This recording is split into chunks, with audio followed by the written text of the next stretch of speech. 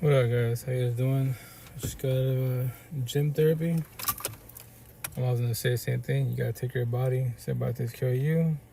And that's physical health. Don't forget about your mental health, you know. Gotta check in with yourself type of situation.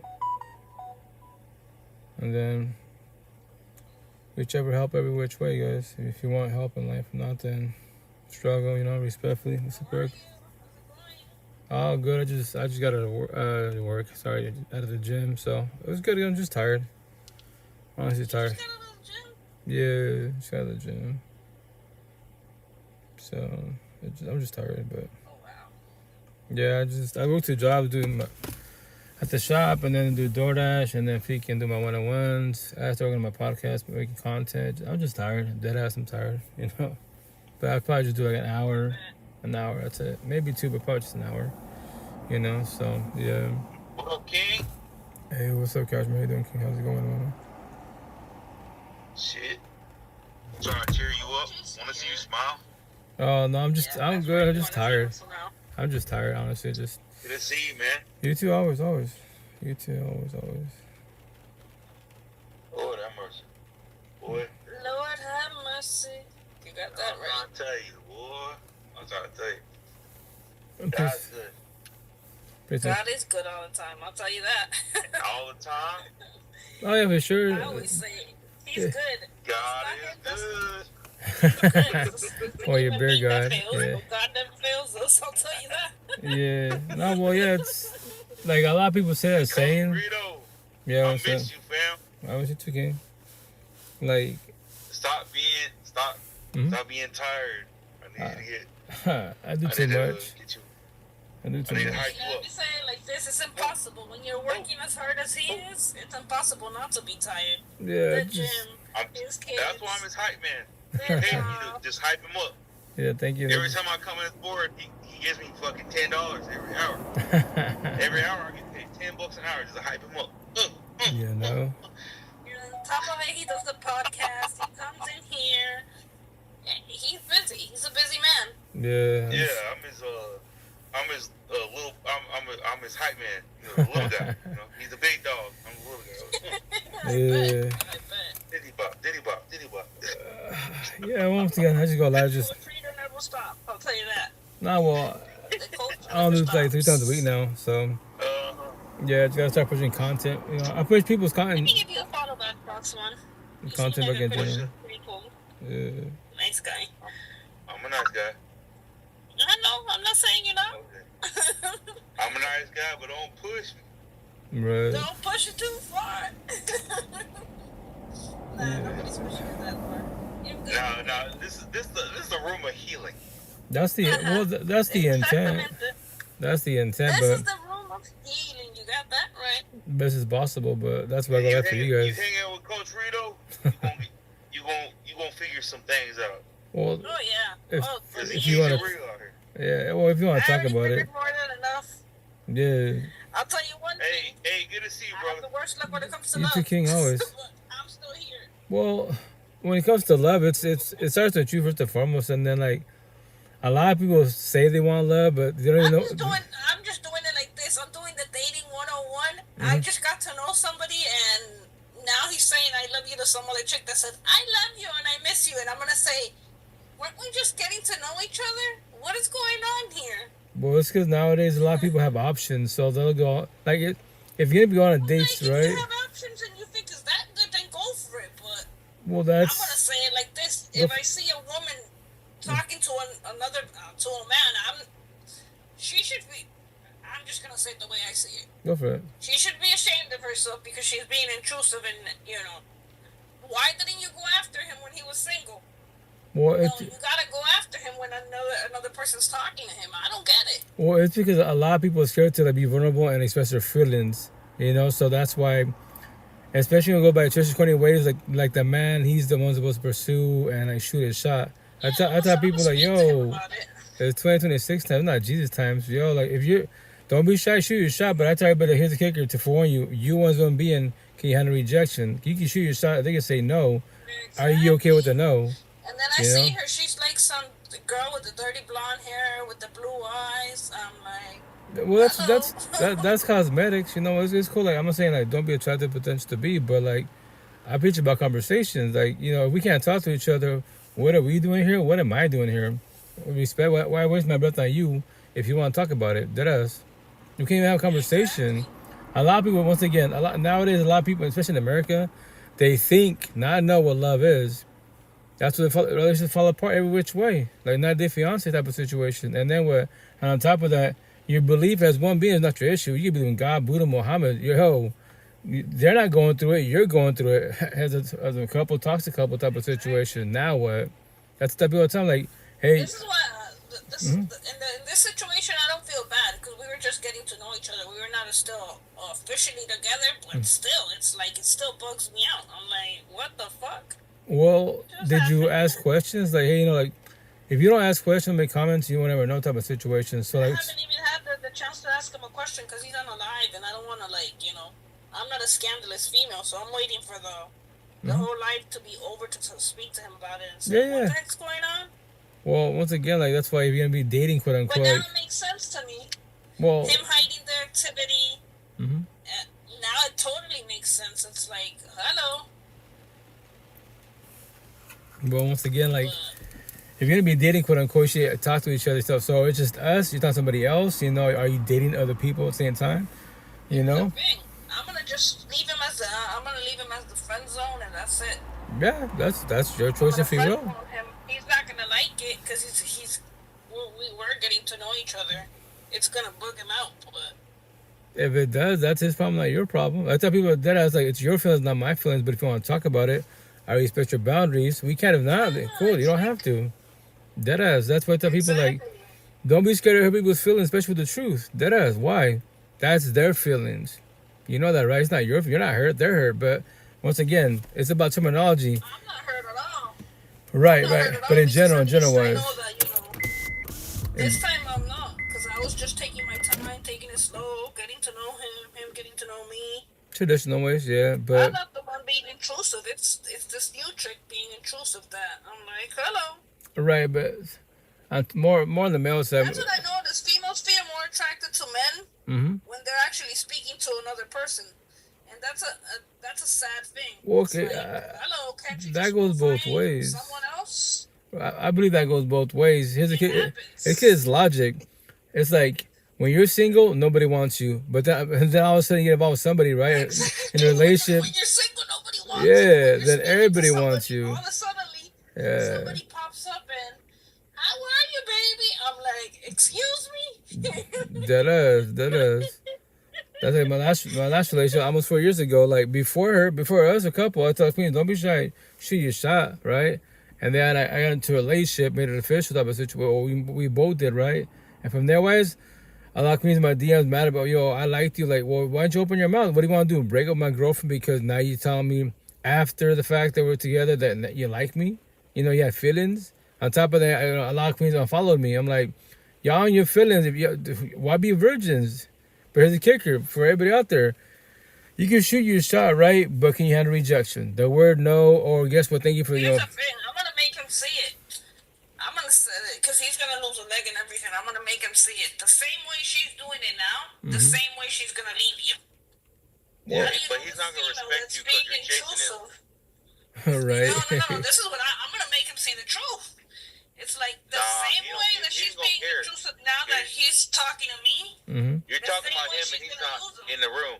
He ain't talking about you. Well, I think he's No, I'm saying. This is what I'm going to say to him. The same way that... How do you know? What's up, how you doing? Right, but... Because he doesn't want to be used. Nah, he ain't going to care. If you... Remember this. If you have options, a lot of people don't care. Because remember this, like... That's what, but I count everybody out scenario. If you say you want love, quote unquote, right, and you're talking to a potential, like, you should both open your mouth about the situation. Is just us or are there others? On top of that, like, if you, I'm back in your mind, right, scenario, and back in your mind, if you have options, why even say love? Because you'd be like, okay, if it doesn't work on option number A or number 1, I got option 4, 5. On different platforms, whatever, can come to others. Cool. You can't say love respectfully because you're emotionally vulnerable / you're emotionally lost. Like, and then on top of that, remember this: happiness. That's what I love. Rest in peace. Happiness is fucking fake. It's a dopamine high. Anyone can make you happy, but strive for joy. Joy is forever. Happiness, you're happy for fucking today, 2 days, 20 days, and y'all fall apart. What happened? Y'all love each other? You thought you did, but you didn't love each other respectfully. Wise. Then what? Now you point each other, all men, all women at each other's throats. Then you believe in higher source for no reason, respectfully. I was like, bruh, higher source is not struggling. You are as a being. That's the problem, especially by your side. Then what? So that's me as a being. I keep it simple. I don't give a shit about many things. You get back about your car. I don't give a shit about your car, your job. I care about you as an individual. If you're gonna talk relationship, what about him or her? What? You just talking about God, the universe, and your job, and $1 billion, social media status, all that. But you bitch about your partner. There's the problem. Why do we want to talk about that? Oh, that's personal. I get it. There it is. You can't become vulnerable. That's your choice of free will. Enjoy that toxicity. And no matter how beautiful, exotic as a male, female you are, like Mac Rife, when y'all crying, yo, I love saying this to you. Why you crying? Respectfully, you know? You gotta figure out why shit failed or why it's failing. And for both of you, y'all bitch about each other as partners. I bitch about doors. That's the miracle of the science right there. Hasta la puerta, the door's right there. Anyone can leave whenever they want to. Nobody's gotta stay. And here's the best part. No one's gotta talk to nobody. They can ghost your ass, then what? 50 kids deep, anyone can walk away. You know, as a forewarning. That's why I preach the shit to the fullest. Man, what?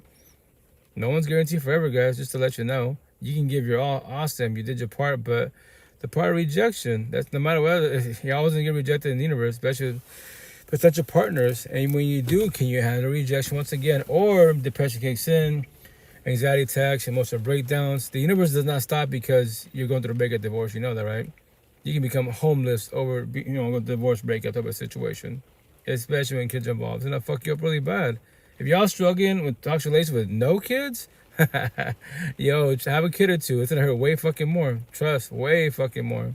And it's easier instead of the co-parenting, which I preach about co-parenting. That's what I do. All these Debbie mothers, Debbie fathers, my tattoos on my left arm for a reason. They cannot say God nor love, respectfully. If that triggers them, or you, if you're the Debbie father, Debbie mother behind the screen, I'm talking to you. Don't say God, don't say love. You can give up on your ex. That little kid, that's your seed. That's your inner child. That's a little version of yourself. Yo.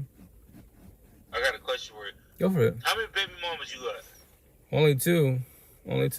8 kids, only 2. Well, 8 kids, but I would have had 9. But once again, would have, which I'm gonna tatted pretty soon. You know, that's why it's a trigger. It's a trigger. God bless you, bro. I'm sorry to hear that. Oh, it's cool. No. Well, it's that bullshit saying, especially on the female side, my body, my choice. Like, yeah, you can say that, but it takes 2. Here's the best part. I might even get a tat on me, right? Right. To cut everybody out. Gay people, they know they can't have kids. So why do straight people act like fucking virgins? Respectfully. That ass. Y'all, you guys ain't ready, but you're porn stars. But when shit gets real, she's pregnant. Oh, now you're a fucking virgin. You're both not ready. Especially on the female side. Yo, he could walk away. Yeah, you'd have to become a mother and a father. But you wasn't ready. But I call you the fuck out. Respectfully. I'm tired of the universe's excuses. Yo, all this technology, all these reels, all these fucking resources, and you're still acting like a virgin? Make that shit make sense, respectfully. You know? You said that in when I was 16, me and my girlfriend, I got her pregnant, and then next thing you know, she texted me like she was 16 going on 17, and then she texted me the next year because it was like I'm not getting my period, and then next thing you know, she sent me a text saying my parents told me to get abortion. So right. I just texted you to let you know. Yeah, well, that's a shit. That shit hurt me. Oh, obviously it hurt because I had no say so. Right, it's a but I was a kid then. You know what I'm saying? I had no say so or anything. I was a fucking child. Right, but respectfully, that's the situation. Which obviously it's a triggering subject, but I love talking about it. I'm gonna tattoos pretty soon, in the next couple of weeks.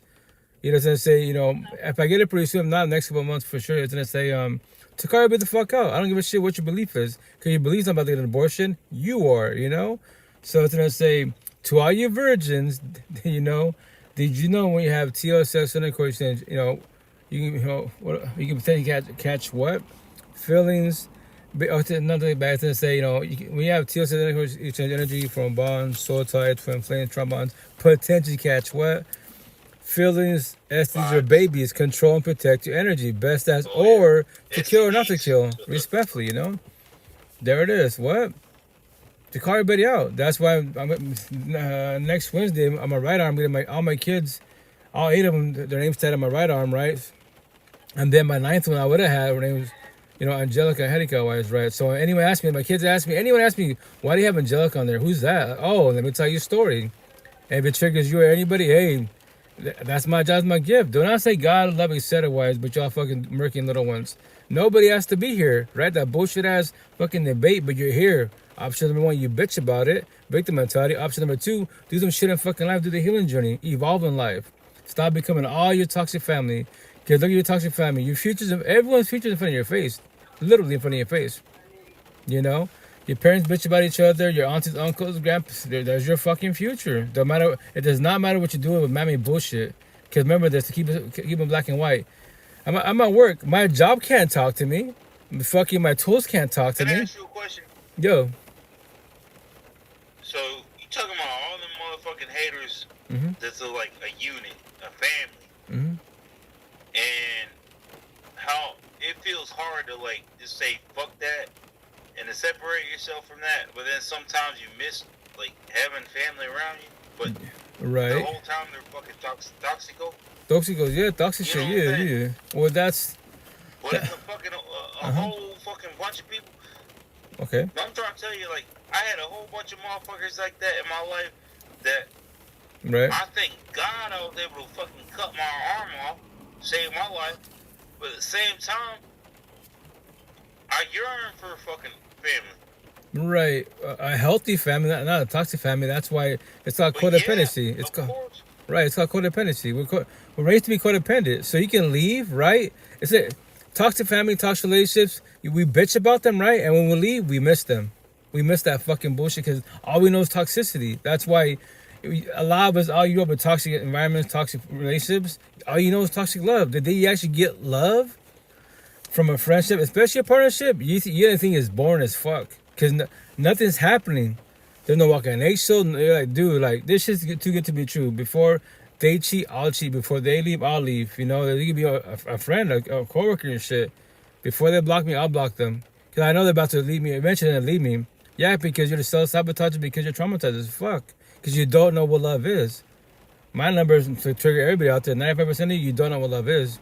If you knew what it was, why the fuck you single? Why you bitching about life? You know, I'm single for a reason. Why? I can have a girlfriend every day above ground. But respectfully, I don't date girls. Only women in the healing journey. These conversations, if they can't have it, I already know I'm too much for them. Respectfully. Because I know for a fact that 1,000, someone triggers them. My neck tattoo. Ex-exes, their past pain, their toxic love, trauma, child trauma, or a fucking coworker, whomever. It could be their parents.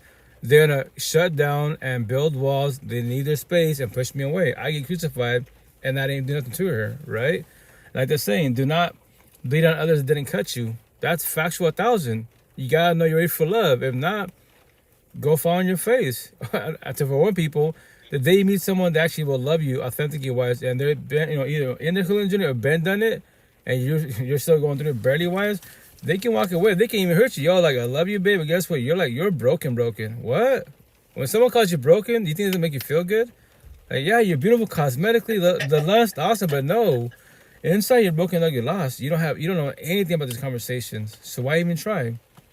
My situation, I tell the queens of potential, the boys behind me, they won't even forewarn you. They won't even talk to you. They don't know this conversation. Allow them to get the skins more for the books. They're broken too. Oh, obviously they are, because they don't know this conversation. My situation, I say all the time, respectfully, and it's my pioneer that I control. Show me any man on any platform that does what I do. You can't really show me that shit. They'll do a podcast, right? Professional bullshit, but it's not even live. Because they can't handle people that they're bullies, the cyber bullies. I love to bully bullies every which way. I tell them my tattoo for a reason. And the best part, no word has feelings at all. No word in the dictionary, your language has no feelings at all. We beings give these words power and weight. I got you, dog. You know, respectfully was. So that's why when it comes to family, like, I get it. My family's massive, but they all think I'm crazy. I lost it. You know, we're talking to get my tattoos next week, and I'm going to post on social media. My nephews and my young cousins, and I tell, I'll show my parents and stuff, and they just, my mom's giving me shit. So you more tattoos. Like, Mom, till my last day in breath, I'm going to talk what I talk about. The idea of finish all my tattoo this year. I'm buying that numbing cream shit. If it works correctly, I'm gonna do my whole torso. Trust, my whole torso will be done with just words and my healing notes to trigger everybody out there. And respectfully, your belief's not the issue because your belief, you can believe in Buddha. Buddha can't talk to me. You can, but you don't have to. That is your choice, free will. There it is. So if we don't want to talk about feelings, respectfully, that's all I talk about. I don't give a shit about nothing man-made because only physical beings and the AI can talk to me. Nothing man-made can't talk to me at all. I'm in my car. My steering wheel can't talk to me. My charger can't talk to me. Nothing. Only physical beings can. That's once again Seattle. You driving around? Huh? Are you driving around? Nah, I'm at my job actually. Whatchamacallit. Cause basically I live in Seattle, but I basically live in my van because my home's 3 hours away and my kids are 4 hours away. So I go home on the weekends, chill with them, and come back to Seattle for 6 days. And I'll probably be doing this for probably quite a while actually, wise, because Seattle's my real. It's my real home. Like it's my heaven on earth. I can speak to a lot of queens, thousands of queens. You've been out there forever. Ever since I've known you, that's been where you were at. No. I talked about Seattle. Well, I talked about Seattle in general wise, but no, I'm from Eastern Washington, which is about 3 hours east from Seattle. I'm on the west side. Yeah, but ever since I've known you, you've been out Seattle. Oh yeah, because door dashing. Yeah, because I drive back and forth. Because Eastern Washington, there is work, not for me. All my tattoos, all these religious people and atheist people, I'm the devil.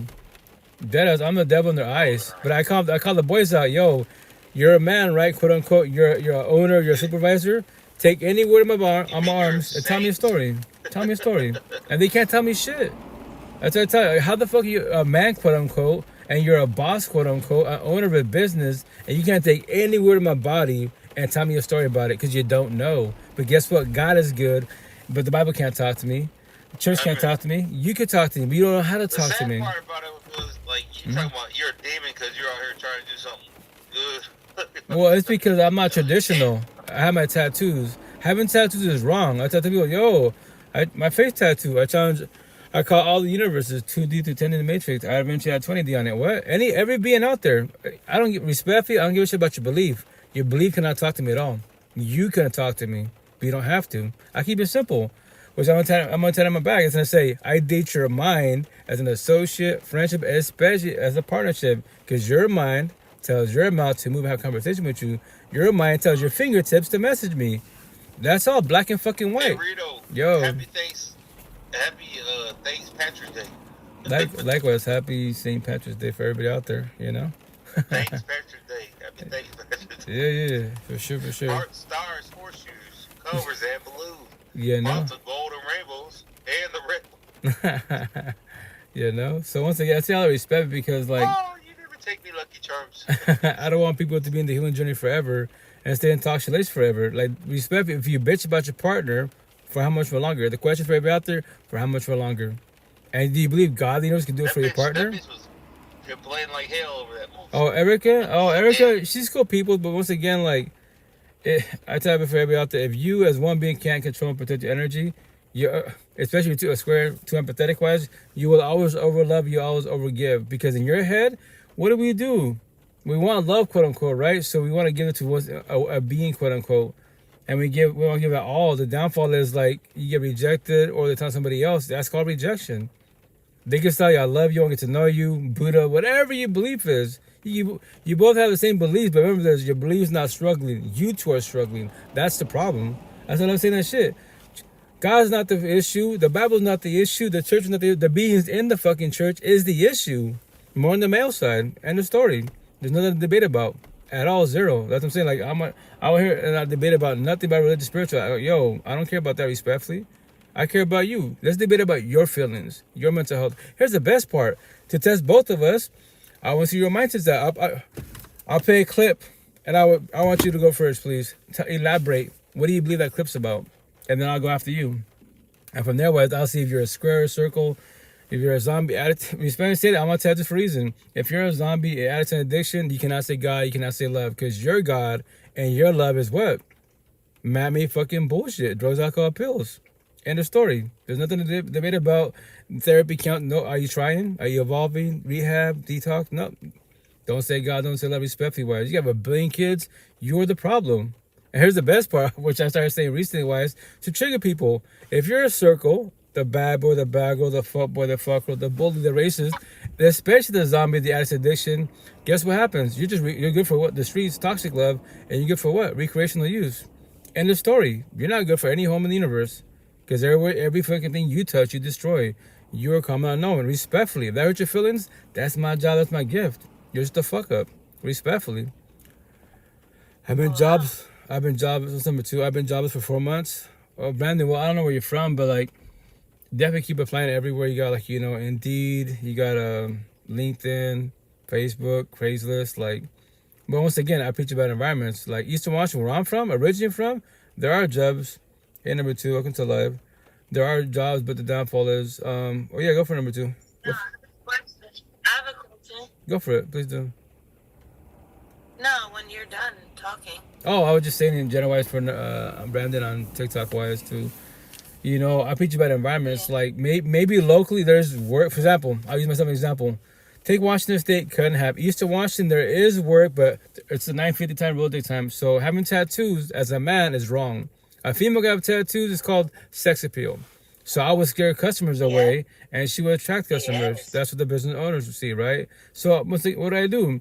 I know that I'm from there, so I know the area. So what I do, I go 3 hours west-wise to Seattle. I'm in Seattle now. I speak. They don't give a shit about tattoos. They give a shit about work ethic. On top of, yeah, that's where I'm from. Well, that's where I'm at right now. I'm from Eastern Washington once, so this is my real home. Are you from there as well? Yeah. So I'm from Eastern Washington, but right now I'm in Seattle. It's my real home. Okay. Okay.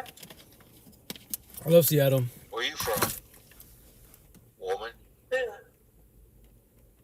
From where? The woman in the room. I had to ask you more questions. I'm not gonna lie. I'm a reader of people, and I'm not gonna lie. Go for it. It was giving that like you have something to say. Oh yeah, just mental health healing Like, journey. That's all I talk about. Yeah, I believe in that. I've talked to several people who are from Washington. Okay. You know what I'm saying? Where they don't have the same they're not correlating with the Bronx. Oh, the East You know what I'm Coast? saying? Or Okay. or Well, all that shit. The big cities, they're not. It's not a correlation, but they still they understand a little bit, not a lot, but it's different an regions, understanding. right? It's different regions wise. They're telling the people like Yeah. in Seattle. There's a lot of East Coast people for sure, but like it's yours to being on the overall. That's why I preach about energy. Like the reason why I say that, I don't care about beings in general. I care about you with your energy. Like how are you on the overall as a being? On top of that, can you hold the conversation? Yeah, exactly. Are you married? Nah. Respectfully, no. It'd be nice to be married, but How old are you? uh, How old are you? I'm 18 at heart, but I just turned 45 actually. Oh, wowzers. It was number three. What's your life? So I'm 28, and I feel the same way. Do you feel the same way with me when I say like this? Motherfucker, just like, I don't want to say it. I don't want to bother your other. It's follow you, Mr. Rito. Oh, I'll follow you too. How I'll follow you y'all too. doing? Well, Good morning. we're adults, right? So as long as it's not too crazy, we're adults. We talk about it, As long as it's not like bullying people type of situation. Yeah. I feel like sometimes they are though, especially on this app. It's like they're looking at shit a different way. You should know that though. Right. Well. Exactly. Right. So remember this to for one people. When I look at you, that's what I'm saying. When I heard you speak, I knew that you would somebody I would want to listen to. I'm being dead ass. Well, thank you. Can I be dead ass real quick? Yeah. Go for it, Queen. You sound toxic as fuck. Why you say that? I'm asking. It's just it's Your just ass you sound can tell toxic like as she fuck. lit as hell. She's lit. That doesn't matter. I'm lit, but I understand who's smart. But like if I understand somebody who like has something more than just saying some bullshit. I don't the need some fact that I bullshit. know that you are toxic is the fact that I was talking to you, cut me off. That's toxic behavior. Ew. Well. Okay. I feel like you're a hater. No, I'm not hating love. I'm 40 Hell yeah. years old. and I'm I got my money on. You hating right there from the. Why am I hating? I don't even know what you look like. I don't give a shit. I'm not trying to fuck this man. I'm paid. I'm not trying to fuck him either. Okay, so hold the fuck up, lady. Why are you trying to come at me? I didn't even tell I'm not coming at you. If I came at you, you want me to come at you and tell you who you want? Shut your weird ass up. You a white bitch trying to act black behind your face. We're not gonna do that right now. You don't gotta be rude to me. We're not gonna do that. Exactly. Cam up, let's see. Exactly. Get on her ass. Fuck you, bitch. I'm black too. Damn, I'm a bitch. Like that. Well, number 3 and then number 2. Happy Black History Month, bitch. I solved it. That's not Black History Month. It's St. Patrick's Day. That was kind of rude. And for you to get mad because I said that you sound slightly toxic. No, you said I sounded white. No, I said what I said. No, she was trying to put me down. Now you're a bitch. Say she. No, tell her. Guys, hey, just. Why are you telling a man to like be mean to me? No. Just just keep it humble, guys. Mean to me, the fuck? You was being mean to me. How am I being mean to you because I said you sound toxic as hell? How ugly I said you sound toxic. I wasn't trying to like be on your top.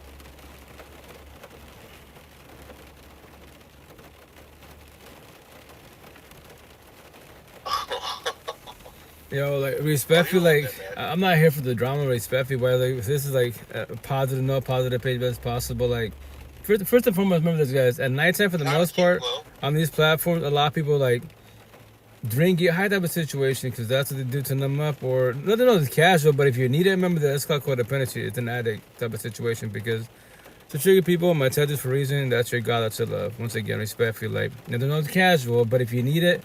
Why do you need it for? I get it. You want to numb up for sure. You don't want to feel your feelings. That's your choice if you will.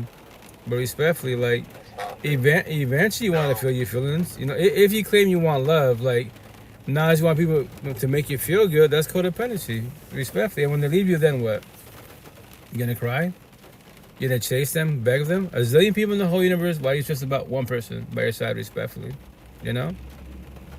So, once again, that's what the intended beings, which I preach about, like, have real support. Start your healing journey, have real support teams. People have these conversations about whatever feelings you're going through to figure it out. Now it's going to be sad and depressed for the rest of your life, bitter, hateful, lost and confused, that, which is your choice. I don't want you to be to that point because if a lot of people are just on a journey, not a healing journey, then be spared and probably die miserably wise. Especially if you're sad and depressed. Then what? You know? And you bitch about your partner. A zillion people in the whole universe. Well, it's just in about one respect. Hey, what's it, Mano? Oh yeah, nah. He says, yeah, Mano, you good? How you doing? How's your night going? You know, and I say every which way respect because that's what I preach about. To go life for you guys. Not for this life session is not for myself, guys. It's for you guys. You know, if you're struggling, do you want to talk about it? You don't have to. You know, you DM, do a one-on-one. Just figure it out together because this is your feelings and you're the one going through it. Especially once again, respectfully, if you want love. If not, then struggle to every which way, and then what? Sorry, guys. That's why they're saying the feast come out at night, especially on social media. The zombies come out. My tattoos. All you zombies are, addicts and shit. Like, you have a lot of healing to do. Ways. Rainstorm. Yeah, right now it's raining right now here in Seattle. It's kind of normal, still winter / spring. About to be spring pretty soon. And I'll be okay. Just got a few things going on. Nothing major. Oh, well, I'll hit you up in a minute if you want to. I'm going to do like an hour live. And I'm tired. I just got to the gym. So then I'll just go to sleep and go live again Wednesday. That day I have more energy then because remember that I'm only one person behind the screen. I do 2 jobs, a lot of one-on-ones. People come and go, and that's what I tell people. Nobody can't take my energy at all. If you want to be supportive of others, this healing journey, as long as you can control and protect your energy because people are going through it. If you know what trauma dumping is, that's like you want to help somebody out and you ask them what's going on, and all of a sudden they tell you everything like, my ex is leaving me, I can't see my kids, my parents. You're like, holy shit. Yeah, that's called trauma dumping. If you can't handle people's energy, like, you can be supportive, but remember this, you wasn't being controlled and protect your energy as best as possible. If not, it will trigger you. And remember this, the intent, you let go whoever hurt you. You'll find out. We can verbalize, I let them go, my ex, whomever. But when you speak to somebody about it, and they're talking about their ex, their parents, their trauma, all of a sudden it triggers you. Because why? You haven't let go. First hard part is communication, to forgive. But the young generation, you don't have to forgive. Do that bullshit TikTok. Yeah, you don't have to forgive, but from the outside looking in, that lets me know you're bitter, hateful. I know you're whomever. You can verbalize boundaries. Just don't say my ex's name. Don't say my father's name. Yeah, because it's your trigger. Right. It's your trigger. The question is for how much for longer. That's why I forgive, communication. Not forget because you lived it as a being, but our minds are hella fucking strong. Sometimes, something happens to you in life, right? And in your minds, you lock that door of pain to the fullest. You lock it up and you forget about that trauma. So something or someone triggers it, and now you think about it. You watch a movie, whatever it is. Oh shit, I haven't thought about that in forever. Yeah, because you locked it up in your mind really, really good. And now it's out. Now you're sad, depressed, bitter, hateful type of situation, right? And that's why you want to do, the second part, which the hard part to do, is to let go. Do closure for yourself, not for nobody else, not for your parents, not for your ex, for yourself. Comprehend why it happened to you, right? And to do comprehension. Now you can breathe. In your mind, which is, you have to wrap around my neck that too. In your mind, focus on the most recent pain, that door pain. A lot of people try this healing journey. You can't you'll self-destruct every which way. You fucking probably go insane to let everybody go when it's highly impossible. But we're real support team to hold you and guide you. Why am I saying what I'm saying? Because myself, because my family. Respectfully, none of my family knows conversation. Born and raised Catholic, right? Christian type of situation. So we're taught go to church, pray in God's hands. I tell you, respect. I comprehend that situation, that belief. But you have to call everybody out. God's not suffering. The Bible's not suffering. The church not suffering. You're suffering. There's the problem. The question is, for how much for longer? For how much you want to be suffering for? And go to church all you want. Church, whatever makes you feel good as a being, then stay there. Don't ever leave there. That's your happiness. But that shit is fake as fuck. It's temporary bullshit. You're at work. So now you're at work and someone triggers you at work. A customer, your boss. But you love the gym. You love walking. You can't go for a walk. You can't. You're at work. You go to the gym. You can't. You're at work. You got to fight yourself, your little demons and stuff, your triggers, until you can finally leave. And then run to the gym, run to church, run to the therapy. Yeah, run like Forrest Gump. That's the type of call everybody out. Whatever makes you feel good, stay there. Don't ever leave it. Because that's your little peace, your oral quote unquote. So why can't you have that peace 24/7, 365, which is joy? Strive for joy. Joy is forever. You don't, go to church. Yeah, it's cool. Go to church in your mind. Bible with the universe, God, whatever you believe in, whatever you want to. But remember this, your higher source is not struggling. You are struggling. The question is, why? Whom is it? Physical beings, and what is it? Is it your job? Is it the financial stress? Is it, your home? Who the fuck is it? What is it? Or distract yourself because you don't want to work on your feelings and do all this man-made bullshit. Do 2D jobs, money, power, and fame. Do what you got to do. But then when you're ready to go home, there's a problem for everybody out there. When you're dreaded to go home, why are you dreaded to go home? That is. Why? What's the problem at home? Is it you? It's, kids are the little ones. They don't know. I have 8 of them. They don't know shit about any of these conversations. I'm teaching them best as possible, but they obviously don't have to comprehend because it's Japanese to them. The school's not teaching nothing about my tattoos. That's all my 8 kids. I can challenge every school in the universe, and they can't teach me shit in life. At all. They're teaching about math. Math's not sad and depressed. All you middle school, high school is in relationships. English is not sad and depressed. History is not fucking crying. PE is not fucking worrying about your partner being a fuckboy, fuck girl. You are. Oh shit, there's the problem. The physical being. Nothing man-made bullshit. That's why I keep it 1,000 very simple. So I live in Seattle, man. Like you're just black and white. Yeah, that's all. I live black and white, think black and white, speak black and white. I don't give a shit about nothing man-made respectfully. Because once again, only you physical beings can talk to me. And the AI. The AI is not smart enough yet to speak to me directly like this full conversation what I'm having. The day it wakes up, we'll fucking be beast. Trust the AI. I'll be telling AI, do me a favor. Take all my podcasts, translate all my podcasts to all the languages of the universe. I wake up all the queens, the boys being the fittest because they're about to get divorced. The scientists about to leave them, everything. Yeah, I plan to see. The queen, the door's right there. God gave every being, free will and choice. What are you choosing? What are you doing? What's he choosing? What's he doing? He's fucking you over? All you religious people, your partner's being a fuckboy, fuck girl. That's Lucifer's disciples. The fuck of the universe is right by your side. Karma, everything. You're God's disciple. Why are you doing the opposite track? You pay benefits for the wrong person. Pray for yourself to walk the fuck away. Whenever you want to. That is your choice if you will. And here's the best part. The miracle of the sign. The door. It's the fucking door. It's right there. That's the miracle sign for everybody out there. Every which way. It's fucking, it's mind blowing that no one all these influencers, all these therapist counselors, all these people viral on these fucking platforms, and they don't even say that shit. They glimpse it. They talk certain parts about it, but they don't emphasize the shit like I do. 1,000%. I preach about doors. That's my one-on-ones. Now I'm just counting doors. Yeah. Every fucking door, yeah, because what makes you happy? The gym, church, walking, your friends, yeah. But you bitch about one door every morning, every night. I used to do the same shit. I won't ever do that again. Fuck no. A zillion queens of the whole universe. Why the fuck would I just about one? Because she's beautiful? OnlyFans? Fucking religious, spiritual? It doesn't matter. If she can't talk to me, it's not going to work out. That's why I carve it out. What are we doing here as potentials? What am I doing here?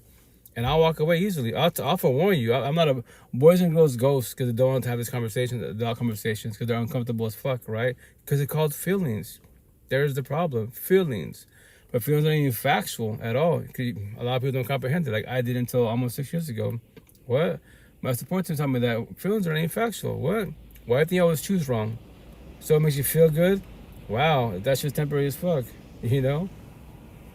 So, once again, as beings behind the screen, you got to figure out yourself as a being. Date yourself to get to know yourself. If not, then get to know, how come you know everything about your exes, the potential to be, but you don't know shit about yourself as a being, the person in the mirror. You know nothing about you. What's your favorite color? What to eat? Nothing. What do you do for fun? I don't know. Whatever everybody else does. What he does. Yeah, you mirror people. Yeah, to make them feel good. So why can't you make yourself good? I mean, why can't you make yourself feel good type of situation? That's why I tell everybody out there, for everybody out there, it's like, you know, if people make you feel good, if man-made BS makes you feel good, why can't you make yourself feel good? Make them make sense respectfully. It's your life. Dude, talk to me for real. The what? Oh shit. Nothing. I'm scared of you now. Okay. Sorry guys, I love the boys that hit type of situation. That's why I'm still like, if you have like a little common sense, when you're on these live sessions and shit, you want to jump in the box, you know, and throw your bullshit comments, like, read the title. At my situation, all these platforms, this is 5 platforms, 5 cell phones. So I'm on Facebook, TikTok, Bigo, Twitch, and then, Meet Me. So it's a day nap, but I don't as a being, I don't give a shit about day naps for the most part, because respectfully, a lot of people think, like my situation, I'm straight. So a lot of queens, they put beautiful pictures. They could be, catfishing, beautiful bios. But when you have a conversation, fucking virgins. A lot of people are porn stars behind a cell phone, face to face, or regular conversations, fucking virgins. You ask a lot of questions. Well, that's how you get to know people, right? I'm like, you're not ready for love. All you know is toxic love. Because the day they ask you a question about personal, mental health issues, or someone, you're sad and depressed, you're going to shut down, build one, push me away because you need your space. It's not going to work out. For one of you, it's not going to work out. I'll walk away because why would I deal with toxicity for? To forewarn you, if I was you, I would date people like you that are broken, respectfully. If that hurts your feelings, that's my job, that's my gift. You're not ready for this type of situation. That's what's called energy, every which way. You gotta look as one, be in control and protect the best as possible. And from there, where it's the potential to be, they're doing the same shit to make the shit balance out best as possible. If not, it's not gonna work out. To form people, it's not gonna work out. That's why I tell everybody, you can do this man-made things, awesome. Bragging about man-made bullshit, awesome. But shit about your partner, vice versa. You have the toxic as a couple. But both you as a couple that are toxic as fuck, everything about man-made bullshit, the Bible, you can know a scripture. I speak to a lot of one-on-ones, a lot of queens, they know the Bible, like they're beasts. They'll drop scripture on me, it's beautiful, queen, but here's the kicker. You go back to him, how's that working out for you? The Bible's not going back to him, you are. The Bible's not sounding depressed, you are. I was you. But yes, you are a beast, you know Bible, you know scripture, that's beautiful. That's why I love Johnny Chang. All you religious people, shout out Johnny Chang. The way I talk about the mental health, the healing journey, this is what I know to the fullest. 1,000%. The Bible religion, I know of it. I don't know the Bible and scriptures like that, but the Bible's cool, it's beautiful. Potential wise, if I was, eventually I'm gonna start, reading it again type of situation. All my tattoos, maybe, it's in the Bible type of situation, but old school terminology. Mine's modern because obviously different generations, different timelines, right? But once again, your belief's not the issue. You are the issue, and the person by your side that you bitch about is the issue. End of story. Why do I give a shit anything about anything outside sources? Because, you know, you're the two as a toxic couple going back to home to each other. That's why for everybody out there, which I ask everybody, especially my one-on-ones, you know, every day above ground, how are both your four walls? They'd be like, both my four walls, your mental home, aka mental health, and your physical home. How are they? What? They'd be like, why does that matter? Because that's where everything starts from home. You can love your job, the university, whatever your belief is, yeah. But if you hate yourself, dislike yourself, your mental health issue, there it is. That's your hell on earth.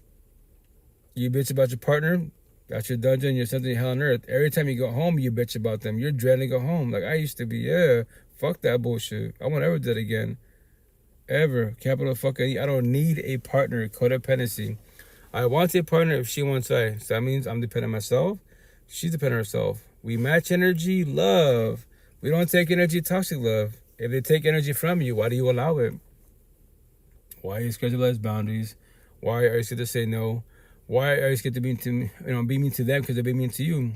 Make that make sense, which is what? Reverse psychology. You're matching energy. That's what my motto to everybody out there. If you maybe get it said on me, you know? If you know, to warn you, like, if you can't the words, please don't open your mouth at all, just to warn you, because I'll traumatize the shit out of you. On top of your trauma you already have. And the best part, if I'm a nobody to you, face to face, behind the screen, a cyber person, and I traumatize you, I trigger you, I'm a beast then. I love haters, because why? Because before these haters, all my haters, right, before y'all pray, you love God, the universe, your kids, you think about me, fuck the motherfucker with tattoos. That is your first thought. Before you pray, before you love anything in the universe, it's I. And then you're managing your head, I had a door of pain on top of the doors, your pains you already been had before I'm eating my popcorn, watching a lot of beauty, smile your face, living the rent free. Why do you allow I to live in your head rent free? Make that shit make sense, respectfully. Once again, that's what I tell people.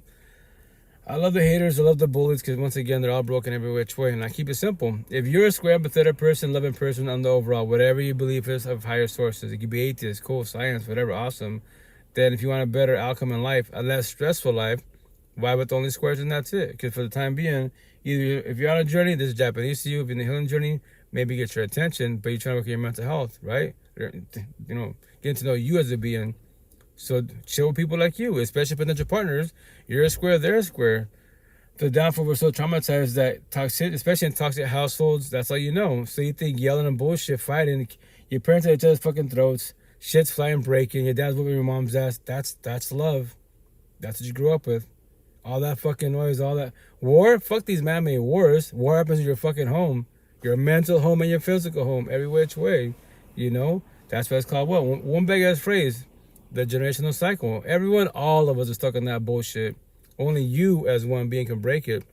Nobody can do for you but you, the person in the mirror. God's not going through it, you are. Respectfully, So that's why I preach about real support teams. That's why me as a being, I evolved so fast. 39 and younger, I couldn't tell you anything about mental health healing journey. I could tell you once again, go to church, pray, live in God's hands. God's got you. Sure. That's the A for effort, respectfully, but that's not factual. Yes, God, higher source, whatever you believe in, God, Jesus, Allah, Buddha, Muhammad, the universe, the spiritual ancestors. Yes, emotionally and spiritually, they're always by your side, 24/7, 365. They're all unconditional love. We beings are conditional love. If you're just in a healing journey, the beginning of it, or just in a journey, especially a journey, you don't know anything about this conversation. You're bragging about man-made bullshit. Look at my car. I'm beautiful. Social media status. I don't give a shit about nothing man-made. Your car can't talk. Yes, you got a Bugatti, but it can't talk to me. But yes, it's a beautiful machine. I know the value of the car. Awesome, but it can't talk to me. You can talk to me, but you won't talk to me. That is your choice of free will. So that's why it's not going to work out as a friendship. Because every time you need me for my energy, conversation to make you feel good. Nah, go somewhere else with that respectfully. Here's the best part. Go quiet at your car. All you pretty boys and pretty girls, when y'all sad and depressed, bitter, hateful, in a toxic relationship, why are you crying? Dead the fuck ass. How can you be beautiful, exotic, everybody wants you, but you're crying? Make that shit make sense. Because your partner's mistreating you, the door's right there. Especially with adults, I keep it simple. I tell my kids, y'all become adults. That's not your fucking kid. At all. That's somebody else's kid. You know, don't do not feel guilty hurting people's feelings if they're hurting your feelings. Match energy versus psychology. Go through that door and don't ever look back at fucking all. Pray for them, that's it. Go on your life. That's it. Stop being the mother, the father, their babysitter, the fucking probation officer. Don't say this, don't do that. Fuck that. Why are you babysitting an adult? Like my first baby mom, she was really bad. That's what I'm fucking with girls from the ghetto hood. De la calles, Spanish 101. You don't see my tattoos, but it's on this arm for a reason. You know, for the suburbs, street folk, for the ghetto hoods, hood niggas and shit. In the black market world, fuck no. She's my first and last girl I would date that from the ghetto hoods that I have to babysit. Sorry, sir. Sorry, Mitch. Especially Seattle. You know, Latinos are crazy. That was the most bullshit excuse in the fucking universe. And guess what? Fucking all the time, gotta start to yeah, Latinos are crazy. You should, you know, I don't know what you're doing with her. I heard that for 12 years of my fucking life. I love her, yeah, you know, just sorry, just, yeah, you shouldn't be with her. Yeah, but you don't know this conversation at all. Yeah, that's why you stay there for too long. Because you don't know you deserve better. Because that's all you know. Especially when you have toxic-ass households. Fuck yeah. You're dating your parents. Analogy metaphor. Counseling therapy talk. Everyone that bitches about your parents and you're dating your parents with toxic partners by your side. This same shit, analogy metaphor. Because that's all you know. You don't know what love is yet. Karma yet. That's why start your healing journey. Learn to date you. What are your boundaries, your language, your standards? You know, my next tattoo, your ex-exes. What's all the red flags you missed? Of all of them. So the next potential to be, as you see the red flags happening, what should you do? Open your mouth. Verbalize boundaries. Yo, babe, just to let you know, I don't deal with jealousy issues. What? I'm not jealous. You are jealous. You know, my situation has been the thousand queens every day above ground. I'm all on my cell phone. Like my last girlfriend, whatchamacallit. You know, she's like, man, now that I'm with you and I see you, right? You're always on your phone. Like, yeah, I'll make time for us, but I'm always on my phone. She's like, why do you put so much energy in people? All that because you worked in yourself, I worked in myself. They haven't. They're trying to. I'm just holding and guiding. That's it. You know, she's like, I talk to people, help them out, but not the way you do it. I go, I made that vow to the universe almost 6 years ago when I figured out this healing journey. I'm calling everybody out. Your belief's not the issue. You're the issue. The person by your side is your issue. I keep it simple. So hold you and guide you. But remember this, guys, for everybody out there, nobody, zero, nobody is the one for nobody at all. At all. Higher souls and beings, what I say, all of us just communication, we're all messengers. Nobody has to comprehend nobody at all. Only you as one being can do comprehension. I tell my kids, I can't fix and save you at all. I can save you physically, but if you're in a toxic relationship, which I say a toxic love, broken, coded relationship, the worst fucking addiction universe, the emotional, spiritual trauma bonds, I know you're going to go back. I can physically save you from your partner, and I know you'll go back. Or vice versa, you give me another chance. I know that I was you. Was past tense. I want to ever become you. And here's the kicker. I'm holding you and guide you. Right? If I have money, financially I can save you. Emotionally and spiritually, I cannot take that from you. I'm not God. I'm not the universe. I cannot take no one's pain from nobody at all. Zero. And nobody can do for nobody at all. But real support teams, people in general, what can we do for each other? And this is 1,000. We can heal, guide, support, uplift, forewarn, show matter to each other. We can't do that for everybody out there. But remember to remind you, you're not God. You're not the universe. You cannot take no one's pain for nobody. You can't. Nobody has that gift. My situation, that's what my ex-wife for that conversation. You know, even if God, the universe gave me that gift, you know, I wouldn't take it from nobody. What? Because if I take your pain from you, that's why. Watch Johnny Chang, you know, the Bible talk. Watch I think it's called The Chosen, I believe. It's like the little series of Jesus, whatever. We spell to say that. That's why when Jesus does miracles, he tells the people, I'm going to do a miracle for you as you're suffering, you're in pain, whatever, your body, but don't tell nobody. And they were asking why. Because if you tell people that I did a miracle for you was, they're going to just come here just for that and that's it. They're not going to come here for my Father to study scripture. No. And that's true. Very factual. Every which way. That's why we don't have God, you know, gift type of situation. Nobody does. At all. Zero. That's to say, keep it simple. Nobody is the one for nobody at all. Anybody can walk away whenever they want to. That is their choice, if you will. No one's got to stay. To forewarn you. That's what I'm going to tell, I think next week, if not for sure the week after. To forewarn people is to say, you know, fear in a positive manner as if a warning. You know, did you know anyone could break up with you? Anyone could cheat on you? Anyone could divorce you? Anyone can ghost you? Anyone could leave you? Whenever they want to, that is their choice and free will. When they do, and which they shall, how will you react? How will you respond? Or do you live fear scared of that? Can you handle rejection respectfully? What? That'll be tied on my back. Eventually make sure to hoodies. So in Seattle, I'm famous for my tattoos. Everywhere I go, man. You know, they're like, You don't get tired of that question? Like, nah, I love conversations. All my tattoos is for attention. It's an attention getter, the way I dress, every which way. It's an attention getter to get your attention. Now, you saw me, right? If you don't make a comment or ask a question, you want to ever spark a conversation, you will never know. Assume is not knowing, gossip is not knowing, judge is not knowing, think is not knowing. You got to know what you're talking about. That's why it's A, which is communication. Everyone preaches about communication. That's only half the shit. What is B? Comprehension. Do you comprehend what people are telling you? If you don't know. So you're doing communication, A for effort, but you don't comprehend. So why don't you study and research that subject, whatever they're talking about? Especially me as a being like type when it comes to mental health, the healing journey. So much resources. I promise you 1,000, whatever you're going through, whatever word or phrase, type at any platform. There's people talking about it every which way. Spotify, YouTube, so much resources. Everyone has a way speaking to articulate the words. Maybe the way I'm saying it in your eyes incorrectly, wise in your ears incorrectly. But I thought people give me a word or phrase. I'll Google. I can show you what. Give me a word or phrase. I'll elaborate my way. But you don't like that? Cool. Go on YouTube, TikTok, whatever. And I'll send you links. There's a link. I thought you tried to say. I thought I've been saying. But yes, the way they say it is definitely different wise. But yes, it's the same outcome every which way. That's what I'm saying. There's so much resources out there if you want to start your healing journey and you're working on your mental health. Learn to date you and love you. Because love is not from, it can come from others, but they can take it away whenever they want to. Once again, no one's got to stay at all. That's why, which I say to everybody out there, the answer to life is the person in the mirror. All you ever needed was you. The end. You just don't know that yet. What? It's you. Love starts from you. It can start from others, but guess what? That's for me once again. They can walk away. What? Nobody's got to stay. It don't matter if you gave your all 1,000,000%. It doesn't matter. Yo, now they're leaving. Are you scared? Is it going to hurt you? Welcome to rejection. One big ass word, rejection. So, and once again, as a being, I make it sound easy because why? I worked on myself. Real support teams, healing journey, all that great jazz. But let me play some clips really fast because I'm about to get off in a minute because I'm hella exhausted.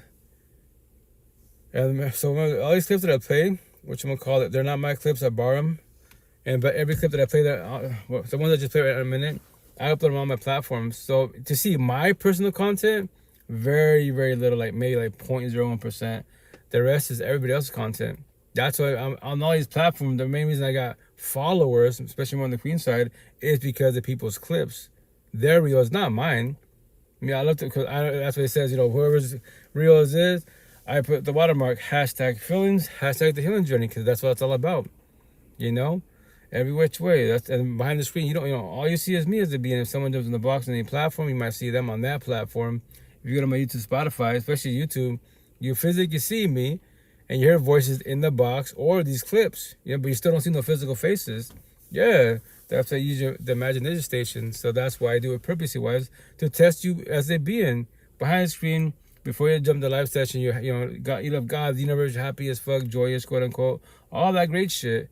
Then I push play on my phone, and now you're sad, depressed, bitter, hateful, scared. Trauma kicks in flat. Well, that's called your triggers and traumas. Now, do you want to talk about it? You don't have to. I respect your boundaries. That is your choice if you will. But it lets me know that you're scared to become vulnerable. And which I know is scary.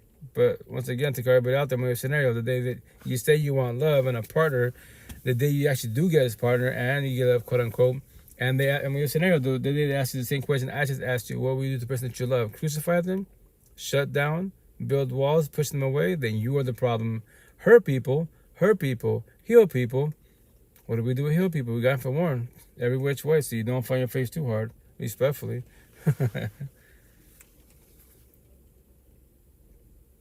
There's nothing in the world that can get you more fucking upset than getting your heart broken. Yeah, that's the worst shit in the world, bro. Getting your fucking heart broken. That's factual. No overage myself, many of you guys, that's called rejection. That's why that clip it says, healing journey, or #feelings, #the healing journey. And at the very top, I put either a word or a phrase. So it says, heartbreak underneath the all capital letters, rejection. Yeah, you're getting rejected. Now your universe is about to end. It's about to end. It's gonna hurt really fucking bad. That's why I like to guide it out. In this lifetime, how many bodies are you going through to figure out what love is? How many tears are you shedding to figure out what love is, you know? Is it for warning? What? I'm just saying in general wise, you know, how many bodies?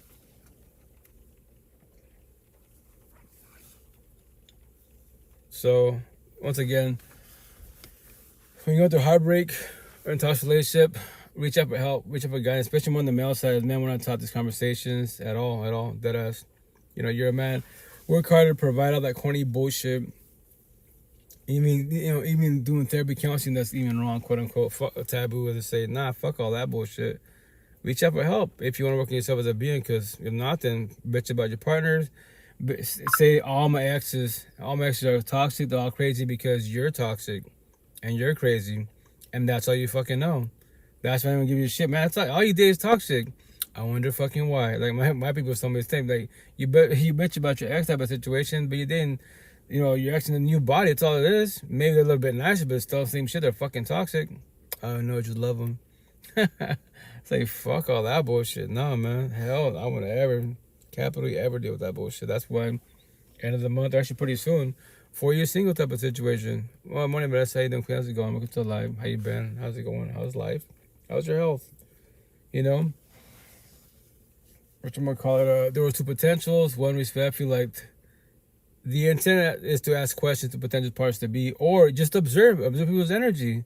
And when you observe, a red flag, you verbalize it, talk about it, and either they'd be okay with that conversation, no, it would trigger them. Like, remember this, yes, you're meeting somebody of potential, and that's the way they are before you met them, and as you're meeting them type of situation. You can ask them to change their ways in a positive manner. They say, you don't change for me. Remember this, when you ask a party to change their ways for you, that is called people pleasing. They will do it for now because they love you, quote unquote, but they will potentially go back to the old ways because that's what they are as beings. That's why it's called terminology. Baby, first and foremost, you change for yourself, and then for our relationship to progress forward. If you don't, I'm gonna walk away. What? I'm not a jealous person. I don't party and kick you. I don't do drugs. I don't drink. You do all that. I don't care if it's casual, but no, you're a heavy drinker, aka alcoholic. So it's not gonna work out. What? You're gonna break up because of a bottle? Yes. If I was you, which I don't recommend, with my terminology, zombies, if you're a zombie, date zombies like you. You're alcoholic, date an alcoholic. I don't recommend it be a bloodbath. A really bad situation. But respectfully, I love you, but I love myself more. It's my life. I'm selfish and positive because if you don't got me, which you don't, then who got me? You don't. I got myself, so I walk away. That's what we're taught to mean selfish. It's wrong. It's a sin. It's too narcissistic. The fuck it is. It's your fucking life. If you hurt, remember this, they're choosing to hurt no matter what. And no matter what, they're choosing to hurt every which way. If you hurt people's the truth, if you hurt people's if you hurt people's feelings with the truth, that is their feelings, not yours. That's why terminology, once again, do you want to talk about it or respect your boundaries? You don't have to. That is your choice, free will. Like, no, I don't want to. Cool, bet. That's it. You did your part every which way, and that's it, That's it. Don't chase adults. Don't waste too much energy on adults. You're on a healing journey and they're not, it's not going to work out at all, especially if you as a being, if you can't control your energy at all, it's not going to work out. And then when you start doing the healing journey, especially when you're older, we all say the same shit. I wish I was younger. I wish the past does not exist. It's been written. But what you can do, what am I doing? Paying it forward as I was taught by my real support teams. I said the same thing I was saying now. Like, man, I wish I was younger. Like, yo, no, you can wish how you want. It's not, you can't get yesterday back. It's been written. But you can pay it forward. What? If you want to, which I recommend, I'm talking to you because I'm paying it forward as I was taught. Pay it forward. And the ones to comprehend you. But the ones going through it, they'll probably reach out for help. And that's the ones you want to vibe with because why am I talking to you? I don't even know who you are.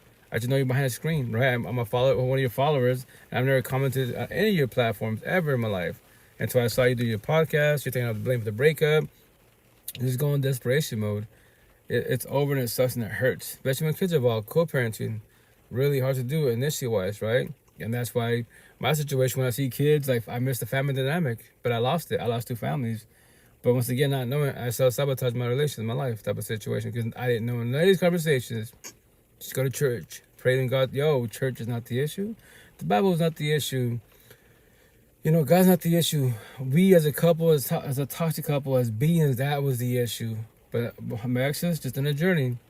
And no illusion at all. They probably think I'm crazy. I'm crazy, but I'm blessed. There's all you people that are sane in toxic relationships. How's that working out for you, respectfully? You know.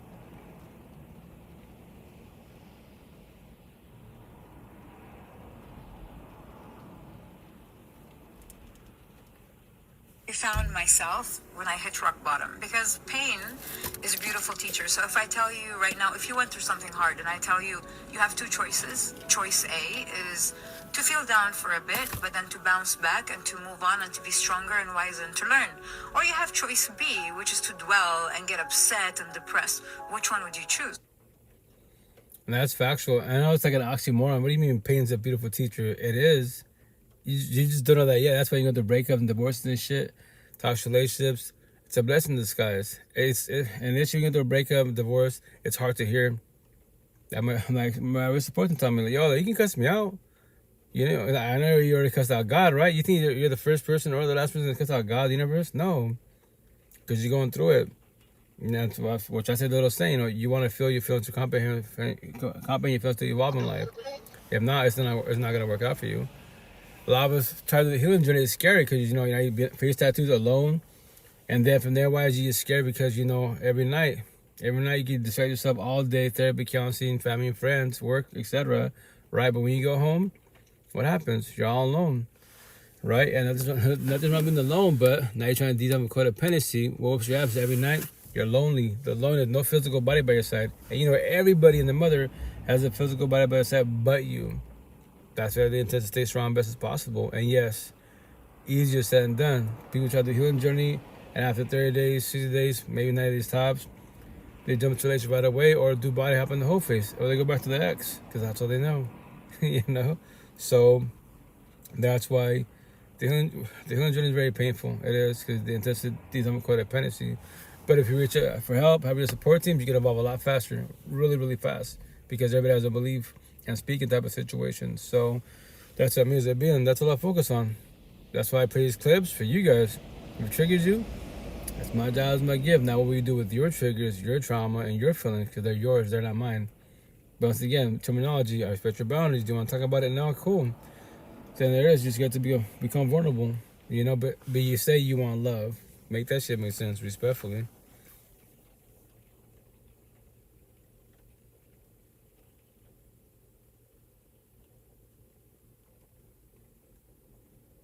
And this says on top of it says, he said what every divorced dad is afraid to admit. The hardest part of being a dad for me with you is I have spent my whole entire life learning to live with you. And then you realize that one day I have to teach you everything to live without me.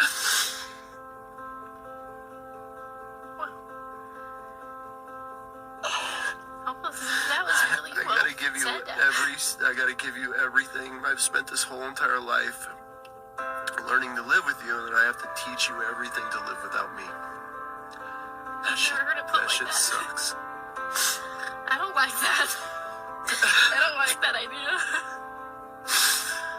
That's a point. It hit you as a dad that, like, here I am the last 17 years, every waking moment, I've, like, just want to spend time with you girls, but then you start processing it when you get to your age, that, like, holy shit, everything I'm preparing her so she can live without me one day. That shit sucks. That sucks as a dad. That's why you see your parents, especially during the healing journey, you gotta give yourself grace. Easier said than done, yes. But yes, this is a part of the healing journey, man. And it sucks. That's when you comprehend it. Like, fuck, I fucked up. You both fucked up. You did not know this conversation. Trust. If you knew about the healing journey, at the top, it's healing journey, mental health, all my tattoos, and these, you know, in kindergarten, middle school, high school, you'll have a better outcome because you will know energy is. Oh, my time, that's a square. They're love. Cool, I'm love. On the overall, they're different beliefs, but on the overall, we're cool, decent people. Oh, you know, that's a circle. That's a bad boy, bad girl, fuck boy, fuck girl. The bully, the racist. I won't fuck with them. Oh, that's a zombie. They're the addicts and addiction. Nope. I'll be their my situation. What I say with circle and zombies, I'll be your associate. I'll be your support team. If you're not too toxic, your environment's too toxic, I even call you a friend. Girlfriend? Fuck no. It sounds harsh, but no. Why would I deal with a zombie for? I can't fit and save it all. Why would I deal with a toxic guy? A girl's toxic, a girl's too traumatized that she's not trying to do anything with the healing journey at all. She ain't even trying.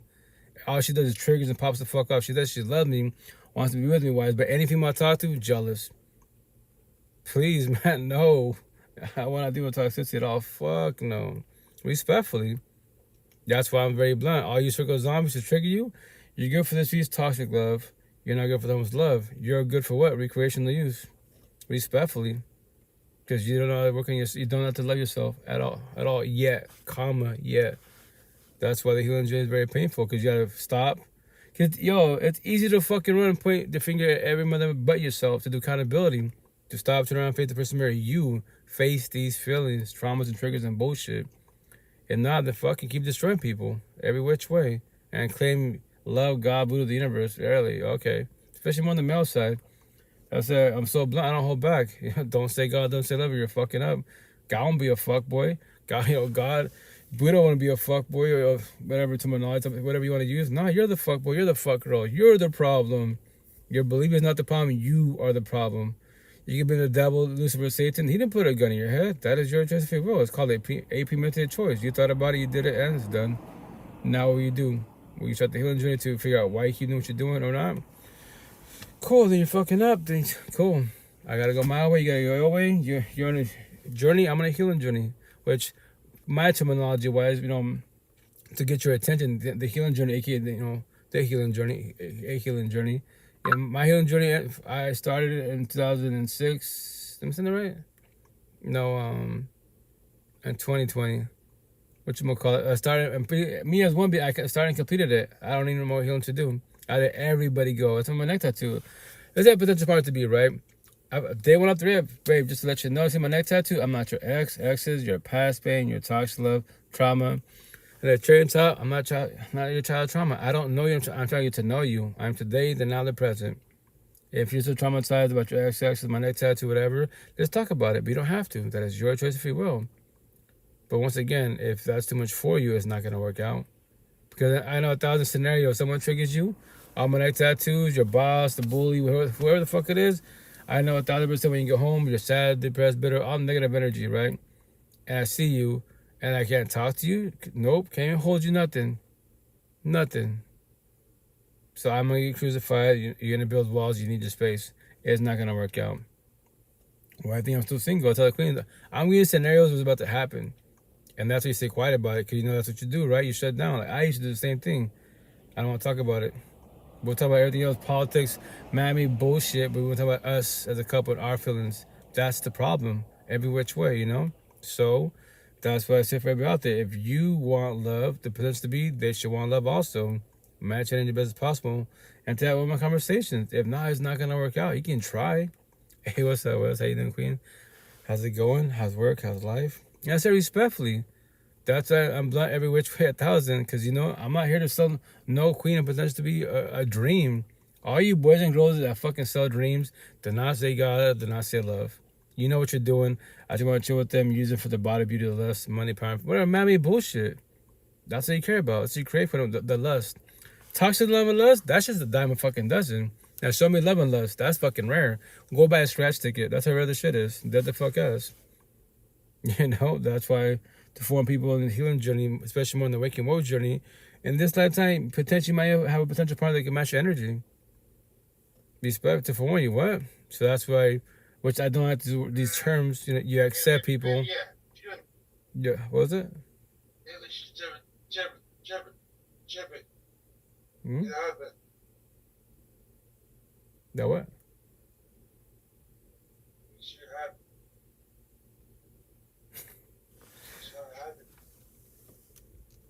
But whatchamacallit, you accept people, you compromise. If you want to, I don't recommend it, but because I guarantee you into 1,000% you're dropping the butt lines. I love everything about Maria, but she's jealous, but she's controlling, but she's mean. I don't want to tell her that because my girlfriend scenario, I'm going to hurt her feelings, but I'll tell everybody, the mother, about her.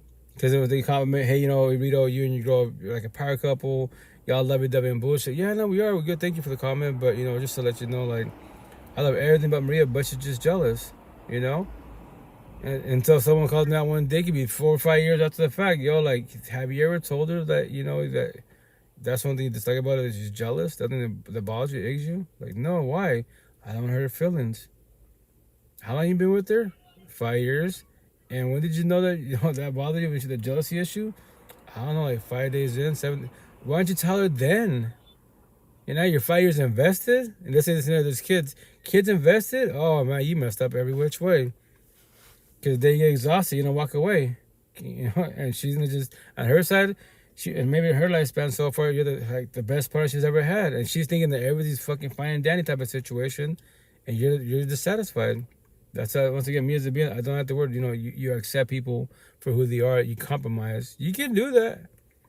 You know, at a cost. Once again, in the beginning, you'll be okay with it. Give it time. Give it time. Half a year, 3 years later, now all of a sudden, that little jealousy, you know, they don't clean up, whatever bullshit it is, because that's your trigger, not my trigger, right? So there's the problem. Don't do it to yourself, you know? So once again, for everybody out there, you single parents, especially single dads, give yourself grace.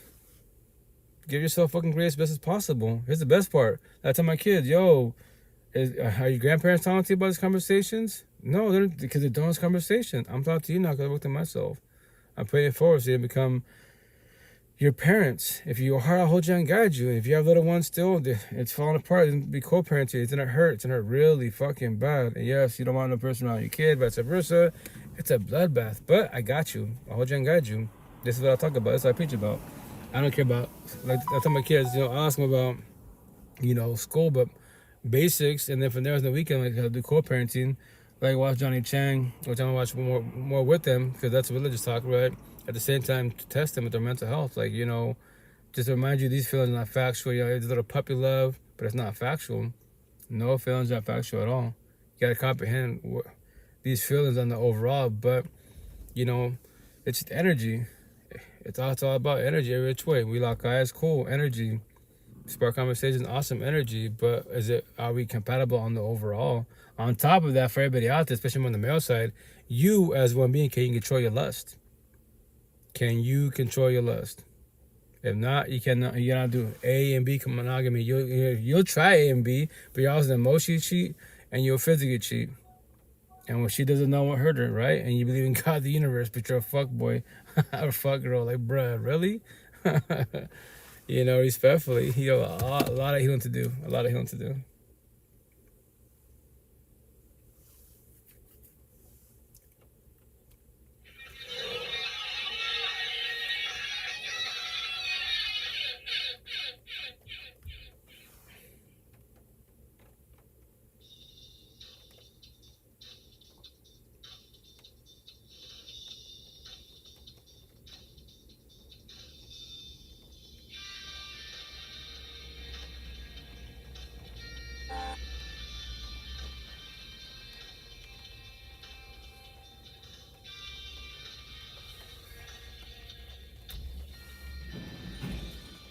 Your inner child still lives inside you. The one who once dreamed freely, who laughed easily, who believed the world was full of possibilities. Life may have made that voice quieter, but it never disappeared. So be gentle with yourself. Speak kindly to your heart, because healing often begins the moment you start protecting the child inside you. And that's the shit. When it comes to like mental health, you know, that terminology of, you know, inner child, like some people can't really grasp it, comprehend it. To make it simple, like me, I got 8 kids, right? All my 8 kids are my inner child. I tell them all the time, and I just metaphor your inner child. You're a young version of yourself. All your age categories, you're 8, 10, 7, 6. Yeah, I taught you, you know? Every time I sit there and observe you every which way, because you don't know any of this conversation. You don't know what you're about to get into in this universe. School will not prepare you for toxic relationship at all. Fuck it all. Go see a counselor therapist. Awesome if they can elaborate. And if they fucking majority counselor therapists want to put you on fucking Skittles, pills, and bullshit for your ADHD, your depression, anxiety. Numb the fuck up. Run from yourself. So you don't feel those feelings, but then you claim you want love. Respect. You heard people all the time. If you're taking Skittles, date people to take Skittles. My situation, I won't date someone taking Skittles respectfully. Why? But yo, like, so you don't want to feel your feelings. So if we're having a conversation and something triggers you, then when you take your Skittles, it's not gonna work out. Then here's the best part. I tell the just to be, check out. You know, I'm gonna send you a picture of all my tattoos. If any word or my healing notes or phrase about it triggers you, it's not gonna work out. End of story. Why would you want to be with somebody that has a word or a phrase in their body that triggers you? Make that make sense, respectfully. And once they get to remind you, the boys behind me, they won't tell you this conversation at all. They don't give a shit if they hurt your feelings, respectfully. They get the skins, lust, one for the books, you were breaking up. Oh, well, sounds good. Go to the next, you know? So that's why analogy metaphor, if you're doing this healing journey, all these little kids, that's your inner child. If you have a conversation with them, have fun with the situation. Best possible. Gotta forewarn them. Don't like bombard them because they don't know everything. But gotta forewarn them every which way. That's how all young kids I talk to. I'm always here for you. Like, you know, it'd be cool if I gotta talk to my parents. Like, they don't know this conversation. I'm not your father at all. I don't know you like that. I'm just behind the screen or face to face in Seattle. But give your parents grace best as possible. They don't know this conversation. Why am I talking to you? You know, respect to say that, you know? My parents, I would love to speak to my parents about it, but they don't know this conversation. When it comes to our parents, aunties, uncles, or grandparents, their minds are pretty much set for the most part. If you were like, bring a word or a sentence in a phrase, potential-wise, to get their attention, and if they make comments, question about that phrase or question, that potentially gets their attention, and you have a conversation about it, and try to elaborate best as possible, but don't give them the whole universe at once. They're probably self-destruct, like, you crazy, you gotta see a doctor, you know? So just little by little, that's what's called trauma dumping. Be cautious with that, you know? But once you get inner child, it's you, it's your inside of you type of situation. Learn to love you, you know, to the fullest, and from there, wise, pay it for to little ones, you know?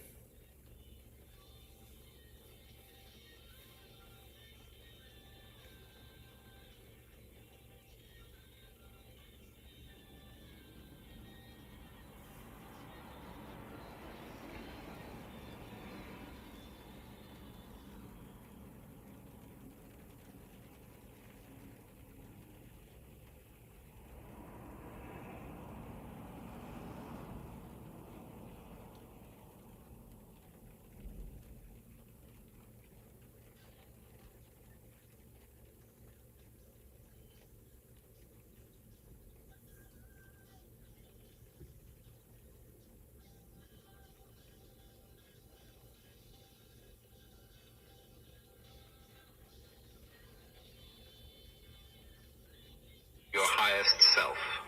For when the heart breaks, something far deeper is taking place than mere misfortune. We often don't realize the value of the darkness until it has passed, for only in the absence of light that we learn to become the light. The human mind seeks comfort, but the soul stirs for change. It longs to grow, not to stay the same. As I've said before, the meaning of life is just to be alive. And yet we resist the very currents that are pulling us into deeper awareness of that aliveness. You're not here to chase happiness like a dog chasing its tail. Happiness is a byproduct of becoming whole. And wholeness requires contrast. Dark and light, sorrow and joy, breaking and rebuilding. So when it hurts, let it hurt. Don't run. Sit with it. Listen to it. And when you finally rise from it, you'll realize the joy was never in the outcome, but in the transformation. Feed the soul, not the ego. Choose evolution over escape. And the light you're searching for will no longer be something you find. It will be something you are. That was beautiful as fuck. And I believe, don't quote me now, but I believe that's Alan Watts. Don't quote me now. Because if I knew that was him, I'll let you know that's him, and then I would put on the video once again. And that cat, don't quote me now, time frame, I think he passed away like back in the 70s or 80s, I believe. Don't quote me now. But look at that. That's a quote about each generation, the mental health, the healing journey. You know, that's a lot about, and the best part, they're just words. If the words trigger you, the answer to talk to yourself. Why and how do I feel the way I feel? Who took my energy? What took my energy? It's all physical beings and man-made bullshit. You know, but when it comes to physical beings, control and protect the energy best as possible. You can walk away. You can push. If you have to push everybody away, so be it. That's what I did almost 6 years ago with my breakup, losing my second family, trying to do this healing journey. Like when people like the flying monkey spirit campaign type of situation, right? Because like Team Rito and Team Maria scenario, right? And my ex has her people, that my people, and everyone's beefing about our relationship that fell apart, you know? And all that fucking bloodbath bullshit. Like, bruh, that's where the intent of your support teams to keep it simple as possible, you know? But once again, you don't know this conversation because you know what a healing journey is. You don't know how to deal with codependency. You know, you need your ex, you don't need your ex, you want them, vice versa, but it's falling apart. And that's why the worst addiction is breaking those emotional and spiritual trauma bonds with your exes. It's really hard to do initially, but you're the only one being can do comprehension to let go. I cannot do it for you. I tell my kids and all young kids to talk to, I cannot take the pain from you. But I can tell you stories to the fullest. Every which way. Give me a word phrase with mental health, you know, this talks relationship, healing journey, I got you. I'll tell you, you know, stories upon stories to give you a Bible story type of situation. But not like physically the Bible, no, like my Bible as far as like, you know, mental health. That's a one-on-one. So, you know, like, yo, people in Seattle, especially a lot of Queens, yo, how you in my head? Miss Queen, because I was you. I make it sound so easy, right? Because I was you. 6 years ago, as my second family, buried somebody healing journey, I couldn't speak like this. I didn't know how to. I was barely going through it. I was bawling in bed, shedding tears for like almost like, what, on the overall 88 days, you know? That time it says hashtag 88 days, hashtag let go. People like, what's that about? I let my ex go, the mother of boys in 88 days, 100%.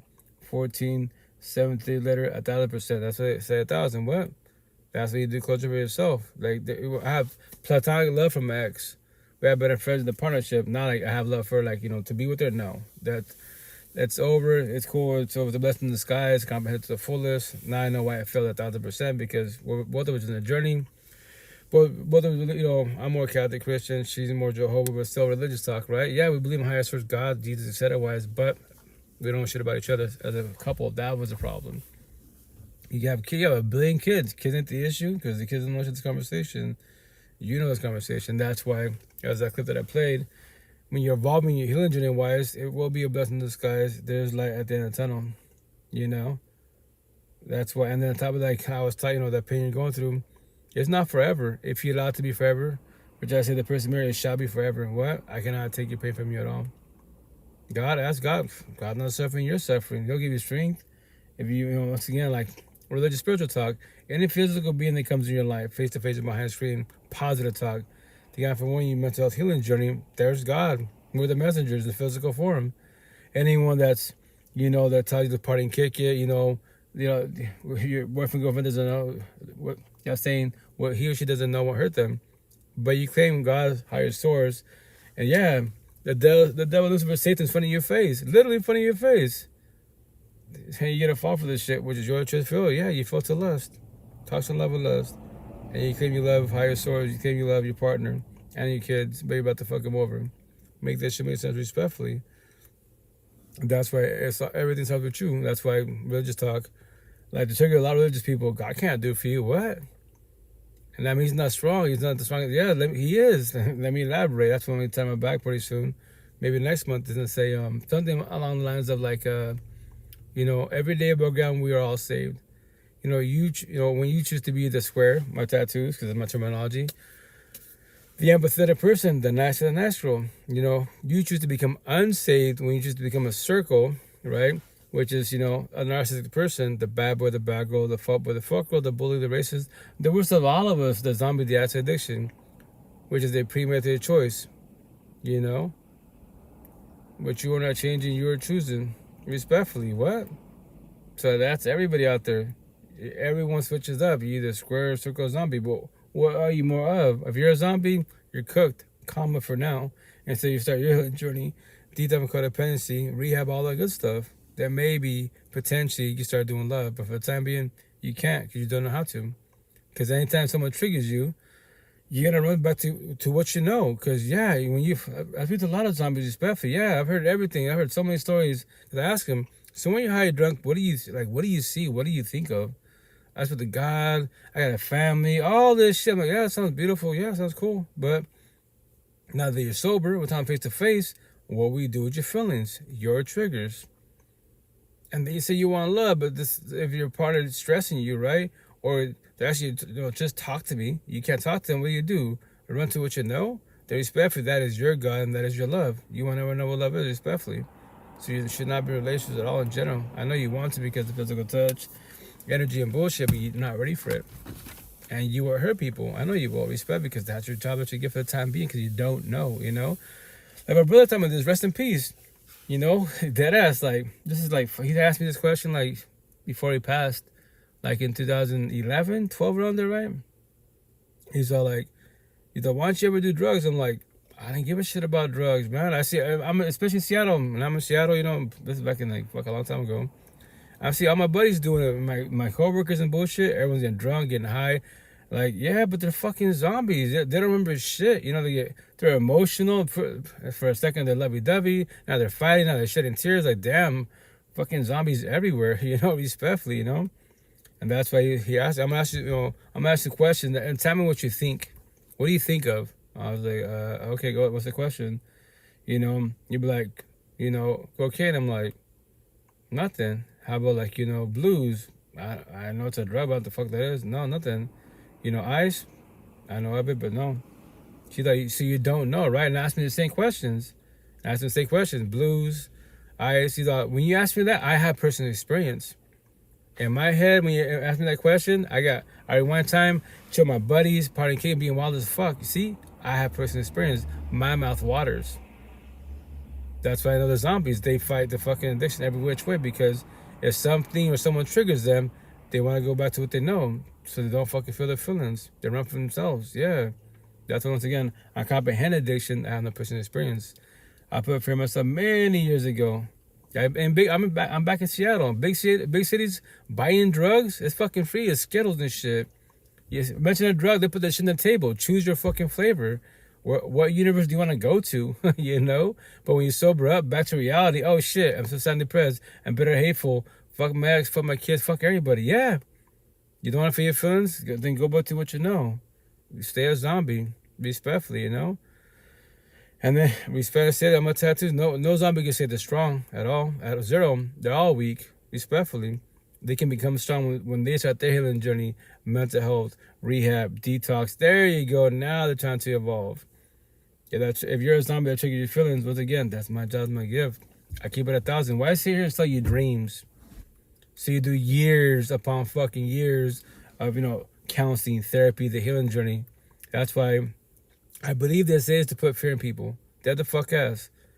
Dead the fuck ass. If you go on, like, my mentors, not knowing, they don't know that they're my mentors, but Spotify, type in Johnny Chang, religious talk. He's the beast. I love the way he speaks. He's from LA. If he comes to Seattle, fuck, I would love to meet him, talk to him. If the opportunity to have this conversation with him, like, yo, King, you're a beast. Religion, God is phenomenal. Fuck yeah. But to forewarn you, like, Buddha talk, his parents are Buddhists, right? But they convert to Catholics. Right? Well, not Catholic, but, you know, Christians, as far as followers of Christ, right? His terminology, what you gonna call it. And be like, you know about Buddha. He was reading Buddhist, but here's the kicker. He was a beast.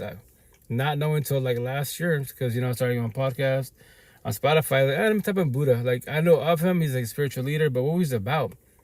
That's why here's a kicker when it comes to, like, you know, keep it simple, like Catholic and Christians and our beliefs, right? The way they raise us. Remember this, and that's the way you're raised to be. And so try to give yourself, once again, grace, because you're done this conversation. So what am I doing? I'm telling a story to pay it forward. You're done to comprehend. That is your choice, people. I'm not a Bible thumper. You have to change. You have to, no, the word habit is triggering. It's going to trigger a lot of people. You should want to change. You should want to evolve, right? So Buddha taught, like, I don't know, 2,500 years ago, mind and body. That's it. Kept it so simple. Black and fucking white. To be self in a positive manner, right? He's like, why did outside energy and, you know, noise bother you? That's not your problem. Don't get involved with it the best as possible. You know, if you can pay it forward, cool, right? So I teach mind and body like Buddha was teaching, and the person by your side. What? The person by your side. Because relations can make you, break you, and they can definitely destroy you if you allow them to destroy you. What do you mean if I allow it? Yo, king, queen, you're going through shit. I'm not. I was. Past tense you. You don't worship myself. I know exactly. You stay. Yo, I want to leave. You're fighting your heart. Your heart, which I say your heart is just communication and toxic love. Your mind is comprehension and love. Your mind says you deserve better. Your heart says no, give them another chance. Especially religious talk. You pray about how it manifests. Like I did my first baby moms, right? And my second mom, the mother of boys. That when I just get one day, she'll wake up and she'll love me like I love her. To call everybody the fuck out. That one day you're praying on, manifesting on, when will it be? Today, tomorrow, 5 years, 20 years, 50 kids deep, and he or she's still fucking you over, still mistreating you. But God can do it. The universe can't. If that's factual, if it was factual, how your toxic parents doing? How your toxic uncles doing? How your toxic abuelitos is doing? Grandparents. Make that shit make sense respectfully. See? Black and white, straight to the point. What? Everyone's future is in front of your face. All your middle school, high school toxic relationships. Look at all your toxic family. Look at the age gap. There's your future. 10 years from now. 15 years from 50 years from now. Your grandparents still together, your abuelitos and shit. Your grandpa's still a fuckboy and still beating your grandma's ass and shit. And he loves God, the universe, Buddha, Muhammad. Make that shit make sense. No. That's to keep it simple. If you're love, you're God's disciples. If you're toxic love, you're Lucifer's disciples. The devil, Lucifer, Satan, quote unquote. But once again, I keep it simple. I'm not here for the whole. I don't want you to be on a healing journey forever. But that is your choice if you will. Once again, you don't have to. No one's got to comprehend anything I'm saying. That is your choice, if you will. Once again, yeah, so back to my little mentors, quote unquote. So once again, Johnny Chang, I highly recommend him. Because once again, you can be atheist. It's a person speaking and telling a story on Spotify in your earbuds and shit. You see, whatever, your car stereo, you're at home. They're just speaking. That's all they're doing. Maybe a word or something to say might trigger you in a positive man. You know what? I've never thought of that. You know what? I'm going to start. That's beautiful as fuck. So once again, Johnny Chang, the beast, religious talk. Sati Tim, Buddhist teaching, beast as fuck, right? And he's born raised a Buddhist wise. I asked him to remember this. Spotify wise, YouTube, you can make comments and potentially maybe the creator might respond to you. And he actually responded on Facebook. We went back and forth. He started learning about Buddha's teachings, and he was older, 50, 55, So he went through a lot of shit. So once again, it's not ever too late. But yes, the younger the better. Anyone that's older, we all say the same shit. I wish I was younger. I wish it not exist. Just pay for it and that's it. Ain't even Vanessa, And then Lori Wheeler, when it comes to counseling therapy talk, she's a beast. Fuck yeah. Y'all can't afford counseling therapy? Lori Wheeler, she's a beast. I binged all of their podcasts, man. And I love all the way they speak, man. Because once again, as a being, I'm always trying to test my mindset. That's about to get my attention. For sure, associate, friends, especially a partner.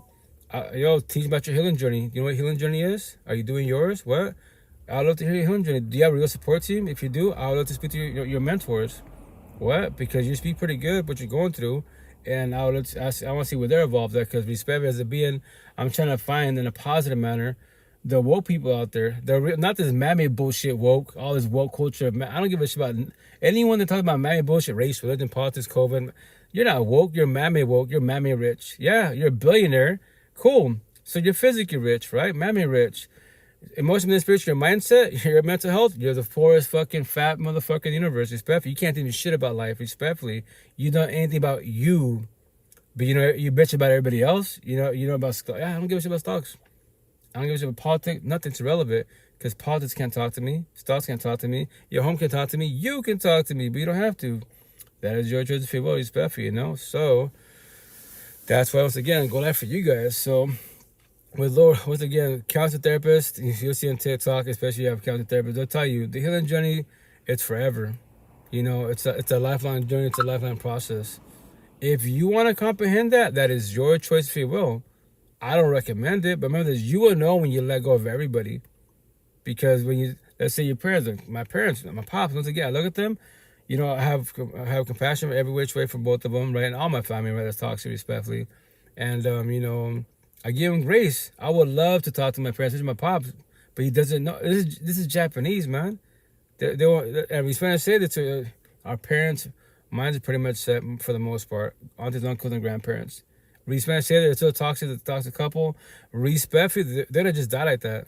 And it sucks because they're just on a journey, no healing journey, and they have their higher source, whatever, God, Buddha, Muhammad, it doesn't matter. Higher source is not toxic. Them as a couple is toxic.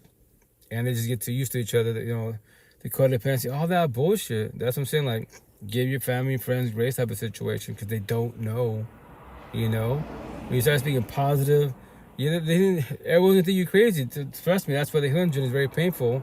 As my radio support taught me, people will probably try to discourage you and they'll call you out. You think you're better than me? You're evolving, all this stuff. Like, yo, you can. I tell all my family and friends, aka associates now, yo, you can work on yourself whenever you want to. If you need help, I got my support team. I respect the boundaries.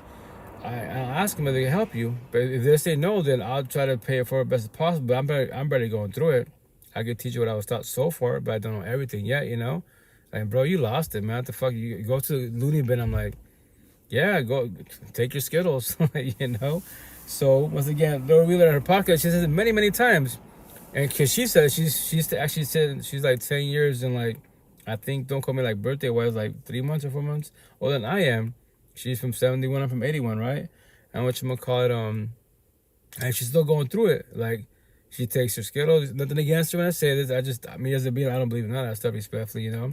If you use to help you and actually to manage you, cool, but don't become codependent of Skittles, because if ADHD kicks in, whatever ADHD kicks in, depression, BPD, all that, it kicks in, then run to your Skittles. And then your problem talking about your feelings, run to your Skittles. You know, whatever you're like, this, you're not ready for love respectfully.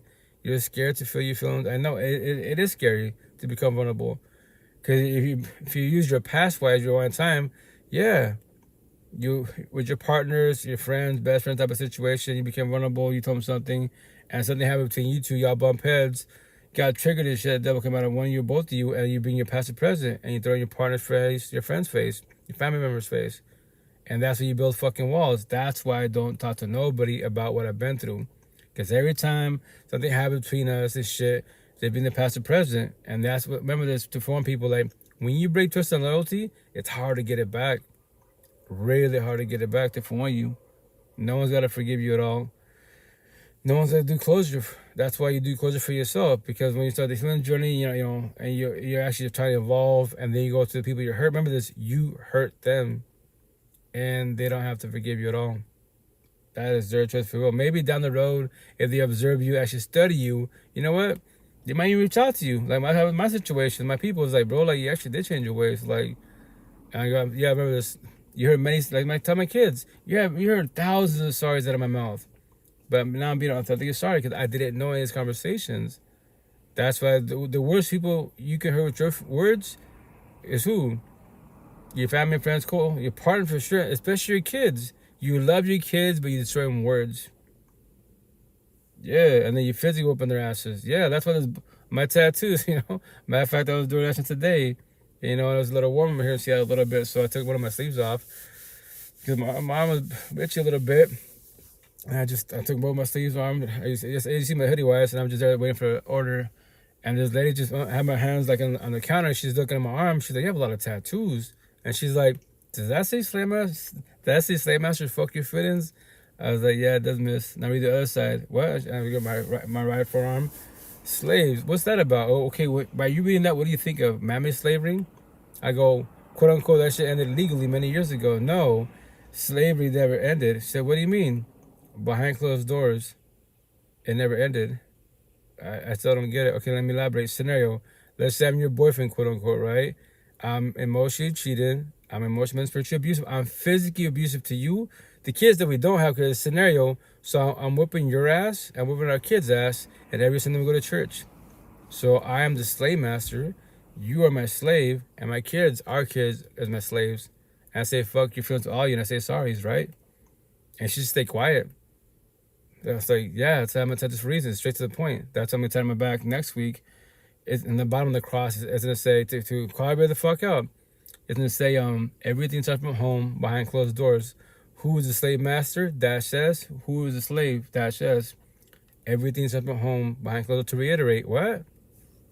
So in your home, your physical home, who's the slave master? And who's the slave masters? And who are the slaves? Because once again, your parents are narcissistic, potentially. Everybody has narcissistic traits. Everyone's traumatized, right? So that's why I keep it simple. That's why as a being, I care really shit about you as a being. And I was an aspect of your home. Here's the best part. If y'all want relationships, if you want to see that they can present part about the healing journey, spirituality, astrology, God, Buddha, whatever they're talking about, ask them how your parents doing. How's everything at home? It might trigger them. What? Fuck my parents. That's a red flag. They say they love you, want to get to know you, and you ask about their parents, and they say, fuck my parents. I don't talk to them.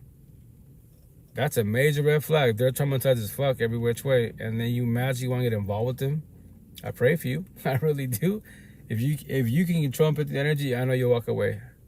Even if you hurt their feelings, because you love them, yes, but you love yourself more. You're being selfish in a positive manner, because it's your life, and that's an adult, quote unquote, and that's not a kid. Kids are only beings. I have 8 of them. Kids need me for now. Eventually, all my kids will get up, graduate, and move on. That's my message as a single father. To all you single parents and parents in general, right? What are you going to do the day that your kid graduates, right? And you can give them the whole universe. Be empathetic, God, Buddha, whatever, right? And your kid wakes up, graduates, and leaves the household. Mom, Dad, fuck you guys. I don't want to ever talk to you. And you didn't do shit wrong to your kid. Nothing. But remember this. They might have got bullied, or they're still in a toxic relationship. Yeah. That's why give them greatest business possible. And from their ways, now the rejection's happening. Your own kid that you gave everything to is rejecting you. And it sucks. It's gonna suck for a minute. That's why, you work on yourself as a being. People will come and go. That's what God, the universe, is always gonna test you. Always to test you your last day in breath. That's what breakups suck every which way. Because now shit's happening again. That's why you go to work, right? Hey, Rito, when you have a chance, can you come to the office and talk to you? Everyone, ooh, shit. Me, I like the bullshit. Oh, I'm already used to this shit. I'm like, oh, I'm in trouble. Like, nothing like that. Okay, cool. We're just talking in general. Even if I am in trouble, let's say I didn't do nothing wrong, whatever. Because my situation, I'm blunt. I don't hold back. Especially with customers, I don't hold back. I tell people all the time, I love to bully bullies just to forewarn you. I don't give a shit about words. Words are irrelevant. What? The word bully does not work about bullying. Bitter does not work being bitter, hateful, and so on and so on. You beings are the problem, respectfully, So that's the shit. When your partner says, especially like your partner texts you, we need to talk. And you're at work, loving the universe, everything, whatever, or traveling, whatever, and we need to talk. That now you're a little scared. What the fuck? After all was good, everything was solid, lovey-dovey, and bullshit. What we gotta talk about? Now you're overthinking. They want to break up. They cheat on me. They're ghosting me. What's gonna happen? Yeah, that's a scary situation because potentially rejection is about to happen. And it sucks. And now you're about to, and it's true. Let's say it's factual. Hey, I love you, baby. Guess what? Like, I've been trying to work on myself. I don't know what's going on with me, but I think I'm gonna squash it with you. The positive, they're forewarning you. The shitty part, yes, it's about to end potentially wise. And now you're separate ways. And now this is the reason why I say that I was saying to make it easy for everybody out there. You don't have to comprehend this. When breakups and divorces happen, right? So my back tattoo's gonna say, you and I cannot get nor buy back what God the might cannot give back to nobody. What is it? Love, time, feelings. When you comprehend that, why do you waste your love, your time, your feelings around people around you, especially by your side as a partner? Make them make sense. If that's still Japanese to you, very simple. Today's what? Time frame 3:11 morning. So 3:11 a.m. in Seattle time, Pacific time. So hey God, universe, all I want from you, this small little task, I just want yesterday back. Today's Tuesday. Yesterday's Monday. Nothing happened Monday. Monday was beautiful. Nothing happened wrong. I just want Monday back.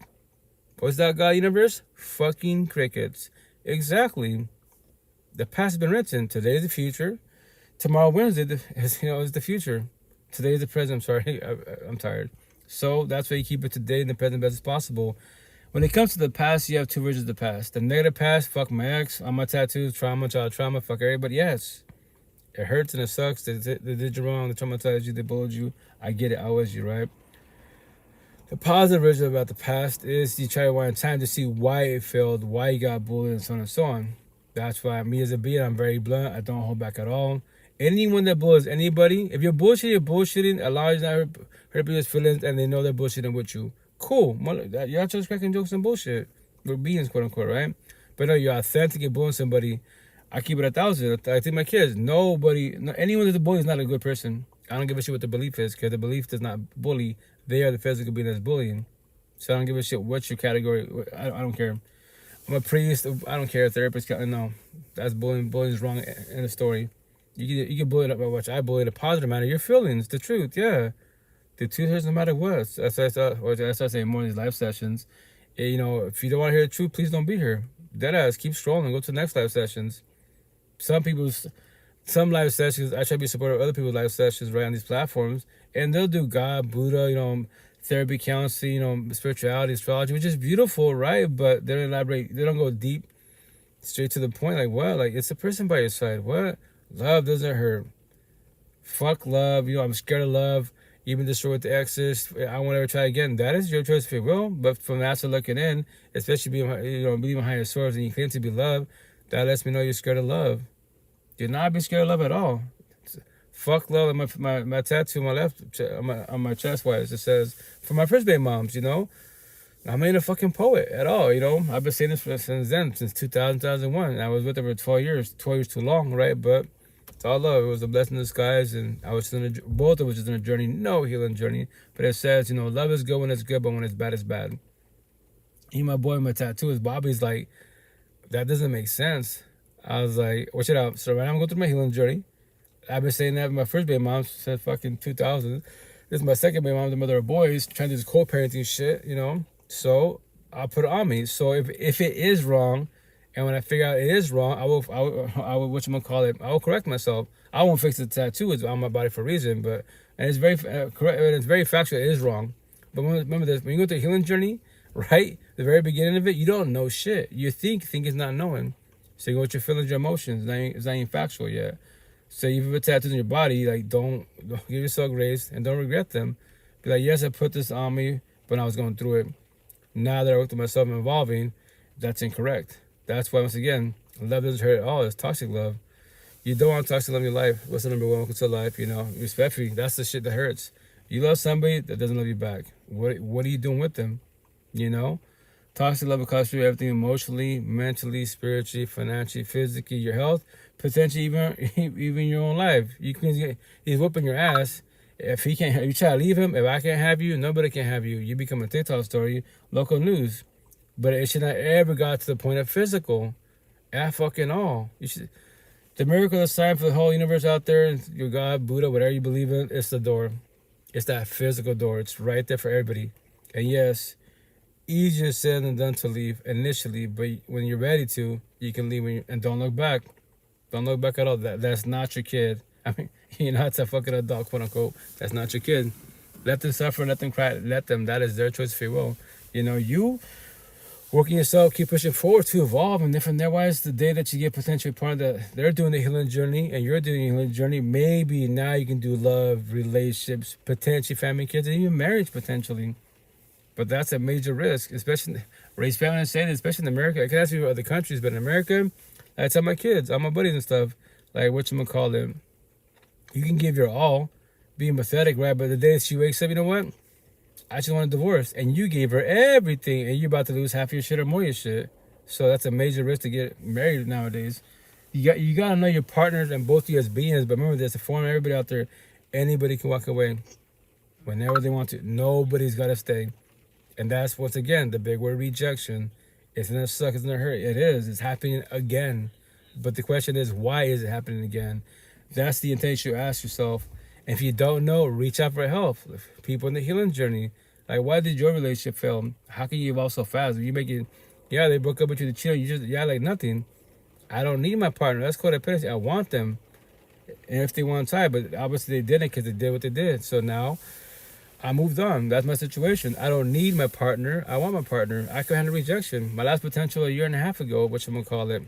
I remember this, guys, for everybody out there, like, if someone says a comment in the beginning, it's kind of a red flag, but it's kind of a leap of faith. So scenario, she told me, like, don't ghost me. I'm like, boys and girls ghost. Men and women in the healing journey, we don't ghost. We talk about things. And she ghosted me twice. And that's not even my girlfriend. A potential. I'd become sad, depressed, bitter, hateful. I didn't question myself for nothing. This is a live podcast. I didn't go on social media. Guess what, guys? There was a potential. And she ghosted me. So I'm going to take a little break from social media. Anyone on social media does that shit, go check on them. They can say they're not doing good. But they're wearing the mask, smile behind the dying crying, because rejection hurts. Because you're like, and that's when you question your self-worth. Like, what could I have done better? If you did your part best as possible and you gave your all, you did your part. You could be a porn star, you could be $1 billion. It's not you, it's them. They was not ready. That's why, once again, you got to know you're ready for love. If you both want love, if you both want monogamous relations, whatever relationship you're trying to do, as long as you're on the same page on the overall, then maybe, potentially, it can work out. If not, try not to do opposite track. Try to do a leap of faith especially if you can't control and protect your energy. Because scenario, y'all together, lovey-dovey, 90 days type of situation, 120 days, and they leave you. Then what? And then both sides for sure, they use me for my body, my beauty, my lust. Yeah, you exchange energies, TLC intercourse, right? But physically they took it, yes, right? You exchanged it, but can you retract the energy back? So you don't feel like, like wrong, nasty, but you was used, quote unquote. Like, no. Yes, physically they use it, but guess what? I'm still good because I don't need my partner. I want my partner. Yeah, but it's them. They're going to probably more likely keep moving on, body hopping the whole face. Anyone does that bullshit, body hopping the whole face, instead of broken leg lost, they don't know what love is at all, respectfully. And maybe, yes, a phase, the idea is not stay consistent. If it is, they're major toxic love, major red flag. Don't get involved with that. And don't think that you're the one. That's a downfall of you too empathetic I used to be. We think in our heads, because we Spanish citizens, everybody tells sob stories because we're all traumatized. I don't have parents. I can't see my parents. I can't see my kids. My ex destroyed me. Yeah, we all say very similar stories. And the ones that are too empathetic, what do we think? We think we're fixtures, changers, and saviors. Maybe I am the one that can offer him love. Yeah, you can. If you are love, I know you can. The situation, once again, can you control the energy? If not, when they cheat on you, it's gonna hurt really bad. And you gave your all. You question your self-worth. And it's happening again. And that's the point where people build walls to the fullest. And you have this bullshit man versus woman, all men, all women, fuck. Nobody can use that. So you can say a lot of women, a lot of men. Yeah, maybe in your region. You can't speak for the whole country, the whole universe. Like my situation, Eastern Washington, I say there's beautiful boys and girls. Well, this is Washington State, right? I didn't say women or men. There's 2 women that I talked to. They're doing the healing journey. But yes, there's beautiful girls, a lot, and they're physically women, but inside they're just girls. They do this conversation at all. They believe in God, the universe, A for effort, astrology, A for effort, but they don't know anything about the healing journey. Well, I leave in the universe's hand, God's hands. Yo, higher source is not going through it. You're going through it. You're the physical being, living the physical experience, this human experience, and you're sad and depressed. Not God, not the universe, not Buddha, not astrology. You're sad and depressed. There's the problem. But the question is why and for how much for longer? All night, especially where I'm from, Eastern Washington, that's personal. It's personal. I know. I respect your boundaries. You don't have to talk about it, but there's a problem, so you don't want to talk about it. Okay, cool. You have a lot of healing to do. In Seattle, this is my real home, man. Not just a metaphor. Washington State couldn't have Eastern Washington, my hell on earth. No potentials to be at all. And there's thousands of beautiful queens, but they have nothing about this mental health type of respect for even their counselor therapists. Seattle, beautiful women, healing journey. We have these deep ass conversations. And my situation is why? My tattoos, just words and healing notes. They'd be like, you have a lot of words on you. Yeah. Some are very triggering. Correct. They are. And it's to get your attention. Now, do you want to talk about it? You don't have to. I respect your boundaries. And we actually have good conversations, But that's the intent with the potential partner, is to have conversations in general about everything. If that is your partner that you claim you love, and they say, and they can realize the bullshit, I love you. This is not even my saying. This is a saying from a song. It's from a hook. It's my right arm, which I add. If there's space, I would add more to it. So he says, the hook is, just don't listen with your ears, listen with your eyes too. Actions beyond the words, every which way. I love you, but I'm a fuckboy. I love you, but I'm whooping your ass. If I loved you, I would not be whooping your ass. If I loved you, I would not be cheating on you. I have love for you and many others. It's all about terminology, respectfully. We're not taught this shit at all. That's what me as a being, almost 6 years ago, this healing journey, I made about the universe, right? God, the universe. When I figured out this healing journey, because there's got to be beings out there that obviously either my age, younger, or even older that been doing this shit. And I'm going to reach out for help and guidance. And if they don't know the answer, but they give me a little guidance, I'm going to research and dig. And that's what's called terminology. That's what I tell the queens. When he says, I love you, they're just bitches. There's no feelings. Bullshit. Don't fall for that shit. If you, I'm blood. Yo, when he says, I love you, your chest, love your peaches, your butt. That's what he loves. The lust. He don't love you, Once again, if he loved you, he would not be cheating on you. He has love for you and many others. Because he does not know how to control his lust. He's too narcissistic as fuck.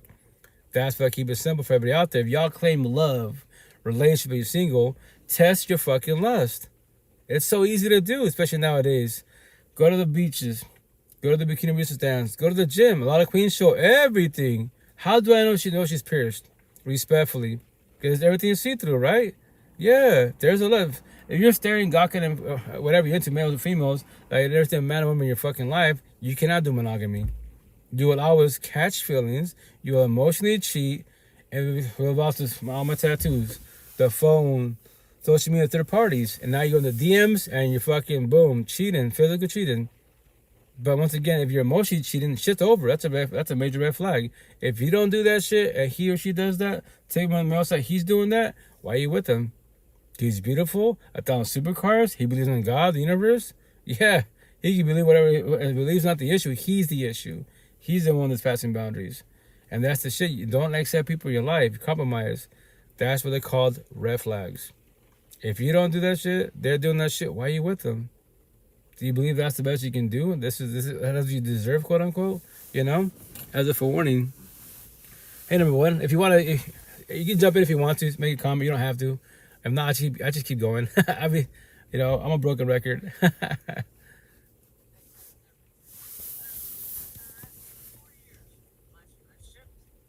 just ended after going to jail for the third time. Before that, 7 years. Which was about a week in between. And before that, I was married for 15 years. About a month in between 15 years and 7 years. So, like, I've not had any me time. I'm 46. Oh, yeah. And, well, now I'm in discovering who I am and dating yourself, trying yeah. to deal with me. Yeah. Yeah, you're dating yourself. That's good. Well, that's the intent, to date yourself, to get to know yourself, you know? I've been a people pleaser for forever. Oh, yeah, well... For a long time, I thought, you know, the reason I was put on this earth was to make everybody else happy and take their pain and stuff it deep down and put a smile on their face and make a joke out of everything. Right. I mean, dark humor, any humor. Correct. If I can make them smile, it made it better. Well, Queen, remember that's all my tattoos, right? I'll even show you. It's hard to see behind the screen, so it's right here. I used to be the same way. So it says, when you're too empathetic, you're too nice, you're too gullible, you're too nice, you call it a people pleaser. And when you do opposite attract, the people too narcissistic, they're too narcissistic, they're too egotistic, they're too mean, too prideful, too greedy. They're called destroyers. Your love and their toxic love. So I've got junk head on my arm, mounts and chains. Okay. I don't want to get my finger on my chest, but I haven't. Okay. I've spent my money elsewhere. There we go. Well, yeah, eating therapy is awesome. And then once again, not really in the competition, but all my tattoos, there's like 99% are just words or the healing notes on my body. I have my chest. My arms are pretty much sleeved. I'm working on my back. My back, for all the religious people, I'm born as a Catholic, right? So, Catholic Christian, if you want to use terminology-wise. So, it's a big cross, basic, simple cross, but it's all on my back. So, I have healing notes in the middle, and I'm going to put it all around. I'm buying some numbing cream. So, if the numbing cream works correctly, and I can barely feel it, I'm going to do my whole torso. So, it'll just be nothing but words and healing notes. Anyone that says something positive, more than the negative side, I'll put on my body. And people in Seattle will be like, why do you want to trigger people? Because it's called your triggers and your feelings. I respect your boundaries. You don't have to talk about it, you know, but there it is. You're scared to become vulnerable. And the best part is, especially in Seattle, right? If we see each other, especially with the queens, we go separate ways. We don't ever have to see each other. But now that the word of my body that you read, it traumatizes you, it triggers you, it ruins your day a little bit or a lot of bit. And there it is. And remember this, I don't know you from Adam. I am a nobody to you. As I was taught in 2000, the best people to talk to who are nobodies, because nobodies, they don't know shit about each other. Nothing about the past. All we know is today, the present, face to face, and that's it. So that's, if you want to talk about your past and vice versa, we can go from that type of situation. And the intent is to not break trust and loyalty, because the day that I'm bothered, you're bothered, which is called triggers, the day that become triggered, the devil comes at me or you, and you bring our past to present, and that's when you break trust and loyalty, and that's when people push you away. Like, that's the reason why I don't open my mouth, you know? That's what the tennis being, your triggers controlling. Have you ever listened to Ellen Watts? Sorry. You okay? Go for it. Have you ever listened to Ellen Watts? Oh yeah, he's a beast. Oh yeah. Hell yeah. No, he's no, yeah. Once again. Second time Mm-hmm. into my boyfriend's stint in jail. Okay. Well, praise for him. And it helped me mentally. Oh yeah. Well, that's what they call, like motivational, inspirational speakers. But like you're hearing these words, right? And remember this to inform people. No word in the universe has feelings. So scared one feels scared, depressed one depressed. We beings are the ones that attach our feelings to these words, get power and weight. Now that's why they hurt you, trigger you, and so on and so on, right? So you can have all this motivational speakers and inspirational speakers, right? Which is phenomenal, but as long as you comprehend what they're saying, right? The intent is to keep it simple as possible, which I keep it simple, like every day above ground, how are both your four walls? Your mental home, which aka your mental health, your feelings, and especially your physical home. Because you could love yourself, heal, enjoy God, Buddha, right? Whatever your higher source is, but your partner is toxic as fuck and they're fucking you up and then they're being fucked by fuck girls. And you go to church every Sunday and say, hey, fucking amen. How's that working out for you, respectfully? And I was you. Trust me, I was you. Overworking myself. I won't ever. I'm sorry? I said right now I'm just living in my Jeep. Hey, I live in my van. Once again, my home's in Eastern Washington, 3 hours away. My kids are 4 hours away, but I live in the west side of Seattle now, right?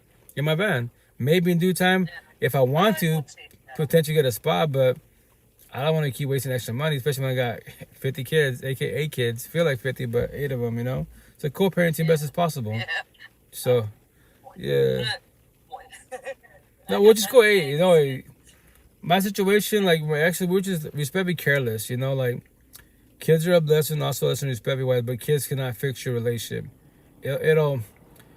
You'll have good time for sure, but here's the kicker, like, easier said than done. Once again, for everybody out there, you're ready doing your healing journey, give yourself grace. The intent, quote unquote, you don't argue in front of your kids. Easier said than done, right? And because then you would traumatize your kids, and they think that's normal. That's why it's called what? The generational cycle. So if your parents are toxic, and when you get middle school, you catch feelings, you're getting toxic relations more likely, and you keep dating toxicity. Because analogy metaphor, counseling therapy talk, you date your whoever's either both your parents narcissistic or your father's narcissistic, you date your father, basically. Not physically, and much more spiritually by your side as a partner. Because that's all you know. You believe that toxic. Well, my father wasn't around, so I grew up. My mom and dad divorced when I was like 2 and a half, and he died by the time I was 6. So my childhood memory of my father's me watching him in the fetal position because he was having a heart attack, and then I was like 5, and condolences. I saw like a red light in the sky, and I thought it was Rudolph, so I had to go to sleep so Santa Claus could bring me my presents, right? Wake up the next morning to be told that my father had a massive heart attack and was in the hospital. Condolences. It didn't kill him then, but a few months later he died. Oh yeah. So I never really remember my father too much, but condolences. My mom raised me. She did the best she could. Right. She was human and she was single, so we'll leave it at that. She had her faults, but I love my mother. It'll be 2 years she passed away. Oh, my condolences. How you holding up? I'm the old I'm asking.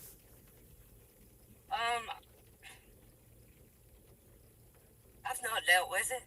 Okay. Really?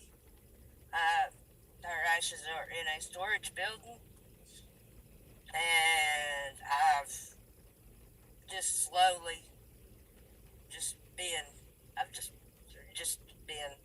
I've been in this relationship I was in almost since she's been, 2 years before. He talked me into going and seeing my mom in the nursing home because I took care of her. She had Alzheimer's. Okay. My mom was everything to me. Yeah, no, that's it. Then, right before she died, because the last couple of years she was alive, she wasn't there. My mother, that I knew and loved, had already died.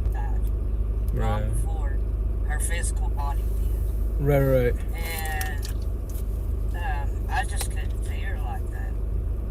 And I think, and I've not dealt with her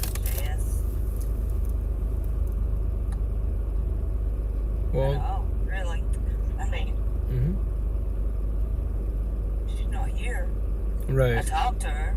Hey, oh yeah, energy for sure. Well, that's Queen. That's called the grieving journey. I've been thinking about going to Montana and visiting my brother and kind of having some closure there. Okay. But that's a long 30-hour drive from where I live in East Tennessee. Okay. And I'm speaking very slowly and very plainly, so maybe anybody that's listening to you, anybody that's listening, can actually hear me. Yeah, no, you're good. You're good. Because nobody normally can understand me. Really? I sound like Boomhauer. I can hear. I can comprehend you 1,000. My situation, I speak like a chipmunk, so I'm trying to speak slower. So bear with me on my side, as I can understand you to the fullest. Me personally, you speak normal. Just Me personally, wise, you have an accent. everybody says that.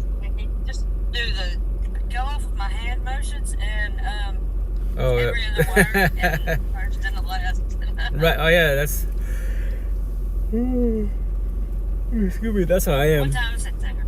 In Seattle, Washington, it's 3:34 in the morning. 6:30 here. In Tennessee. Yeah. I've been up all night. Can't sleep. I'm becoming an insomniac. What's causing it, my master? Even when I've got stuff to keep me up, I've got to become an insomniac. Oh yeah, well, I used to have insomnia until I was 39 in this lifetime. We Spanish says the last almost 6 years of my last. I'm tired. The last 6 years of my life have been the best years of my life, and nothing. My next tattoo, nothing against my exes, my past pain, my toxic little trauma, and my child trauma, because none of them know this conversation for the most part. That's why, when it comes to your exes, your family, give them grace as best as possible because they don't know this conversation. That's why people in the healing journey that they hold you and guide you. I speak the way I speak because of them. I would say maybe like, I don't know, 20-30% they'll talk about, that's my little healing notes to pay it forward. About 70-80% that's their healing notes. So that's a lot of people. Like, healing journey, definitely start as soon as you can. Reach out for help and guidance, real support teams, because you don't have to have the same beliefs, but remember, there's the breakups, the grieving journey with that type of situation. They hold you and guide you. That's a positive, because maybe you don't know yet. That's why my situation, I tell people, like, breakups, divorces, all that, like, grieving journey, give me a word sentence. I can elaborate as possible. Personal experience or not, my one-on-ones, I can send you clips. There's so much resources, that's why the grieving journey is at your own pace, because that's your situation with your feelings, and that sucks for sure. That's we're guaranteed, like Johnny Chang says, everyone's guaranteed death. I add more to it. Everyone's guaranteed death. Everyone's guaranteed through a breakup. Everyone's guaranteed to get destroyed. But only you can do it for yourself as a being. But with the real support team, you get involved a lot faster, because they'll guide you with all these feelings, and you're overthinking, insomnia. Like, I say this, Queen, nothing against you. I don't miss none of that. Like, stare at my eyelids, stare at my ceiling. I don't miss none of that. My situation, I'm blessed as a being. I gotta work to myself. I close my eyes, I just die. Every time, if you ever see me as a physical being, I'm always praying. I'm sorry? Just die, because there's only two things I know for a fact. Is I have my puppy Coco, hey, who is a Shar-Pei red-nosed pit mix. Awesome, poor baby. I've had with me. She'll be 2 the 23rd. Okay. And she's my baby. She goes everywhere to work with me. She goes everywhere. Psychic, awesome. She's sleeping. And I have my work at Wendy's, which is about the most stable part of my life I can say is a stable part. Because the last 4 years I've lived without power or water. Okay. Majority of it. There's been short stints in. I've lived in a camper, lost a camper, lived in a car, lived on this person, I slept on the couch in parents. Every time I seem to be getting ahead, my boyfriend would get out of jail and we'd go buy an 8-ball of dope and get high and go into that downward spiral that is. I have a unlikely support team of women in my life. Okay. Which were people that I would have never in a million years considered. One of them I would Okay. Her sister, first time I met her, she told me about that rock salt. But she's one of my best friends now that she's clean and sober, and Happy, yes. she's grown up, and you know, she's offered me getting clean and sober, and Okay. yeah. Well, I praise for you for sure, most A lot definitely. easier said than done, but Oh, well, yeah. one day at a time. Well, that's my motto, day by day, baby steps. Nobody's guaranteed tomorrow. That's what I'm saying. Me as a being, if you ever see me physically in Seattle or in Eastern Washington, I'm always praying. Like when I'm eating, driving, when I wake up, because I'm not guaranteed like to wake up. I have my power naps, even when I have meal. So I'm blessed every day above ground. I got one more day to live to wake up, take my kids, my one-on-ones, tell stories just to pay it forward. Because me as a being, I want the whole universe to work on the healing journey. It's in the now. Yeah, the mental health type of situation, because I want people to evolve for themselves, learn to date you and learn to love you, get to know you as a being. You know, it's easy to get to know others, but if it fails, then what? If they leave, then what? If they cheat, then what? That's the parts that hurt you. Once again, the word's called rejection. They're rejecting, yes, and it hurts and it sucks, but the pain's not forever. If the person in the mirror allows it to be forever, it shall be forever, you know? Like I said, I've been in like 3 relationships in 20 years, and about a month and a half in between each, a month and a half total, my entire adult life. I guess that's the way to get over one, to get under another. And well, I have to say, I don't recommend it. To person.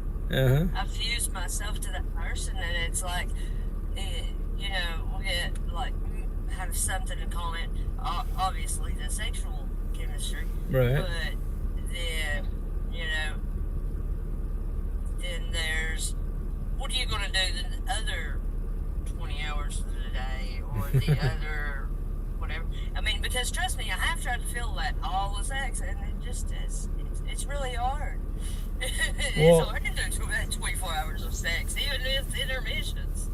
Right, but that's why you have like either toxic love and lust. That's just them a dozen. Now show me love and lust if you know what love and lust is. That's very rare. It's like buying a scratch ticket. You know, that's what I'm saying. Like both of you should want to be on the same page as far as these conversations on the overall to make it work out for the best. If not, it's not gonna work out. And that's why the intent is to prepare yourself for the rejection part if it does fall apart. You know, which a lot of people, which my numbers. I'm sorry. You're the first person You're the first person I've actually like talked to, video chatted, and done what strip live session, or any of that, because I'm not a social media person. Oh well, thank you for stopping by. You know, once again, I just go live for the Universe, the live podcast, and I've been doing this for almost 6 years on the overall. You know, on these other platforms maybe 3 years, but on the overall in general, I'm May 3rd will be 6 years. And I'll do it to my last day in breath for you guys. Just to tell stories to pay it forward. Especially you queens. A lot of you queens are love. You are empathetic. Us men are more narcissistic. We're not taught feelings, conversations. None of these conversations at all. Because we're just not taught that. We're a man, provide, you work, and that's it.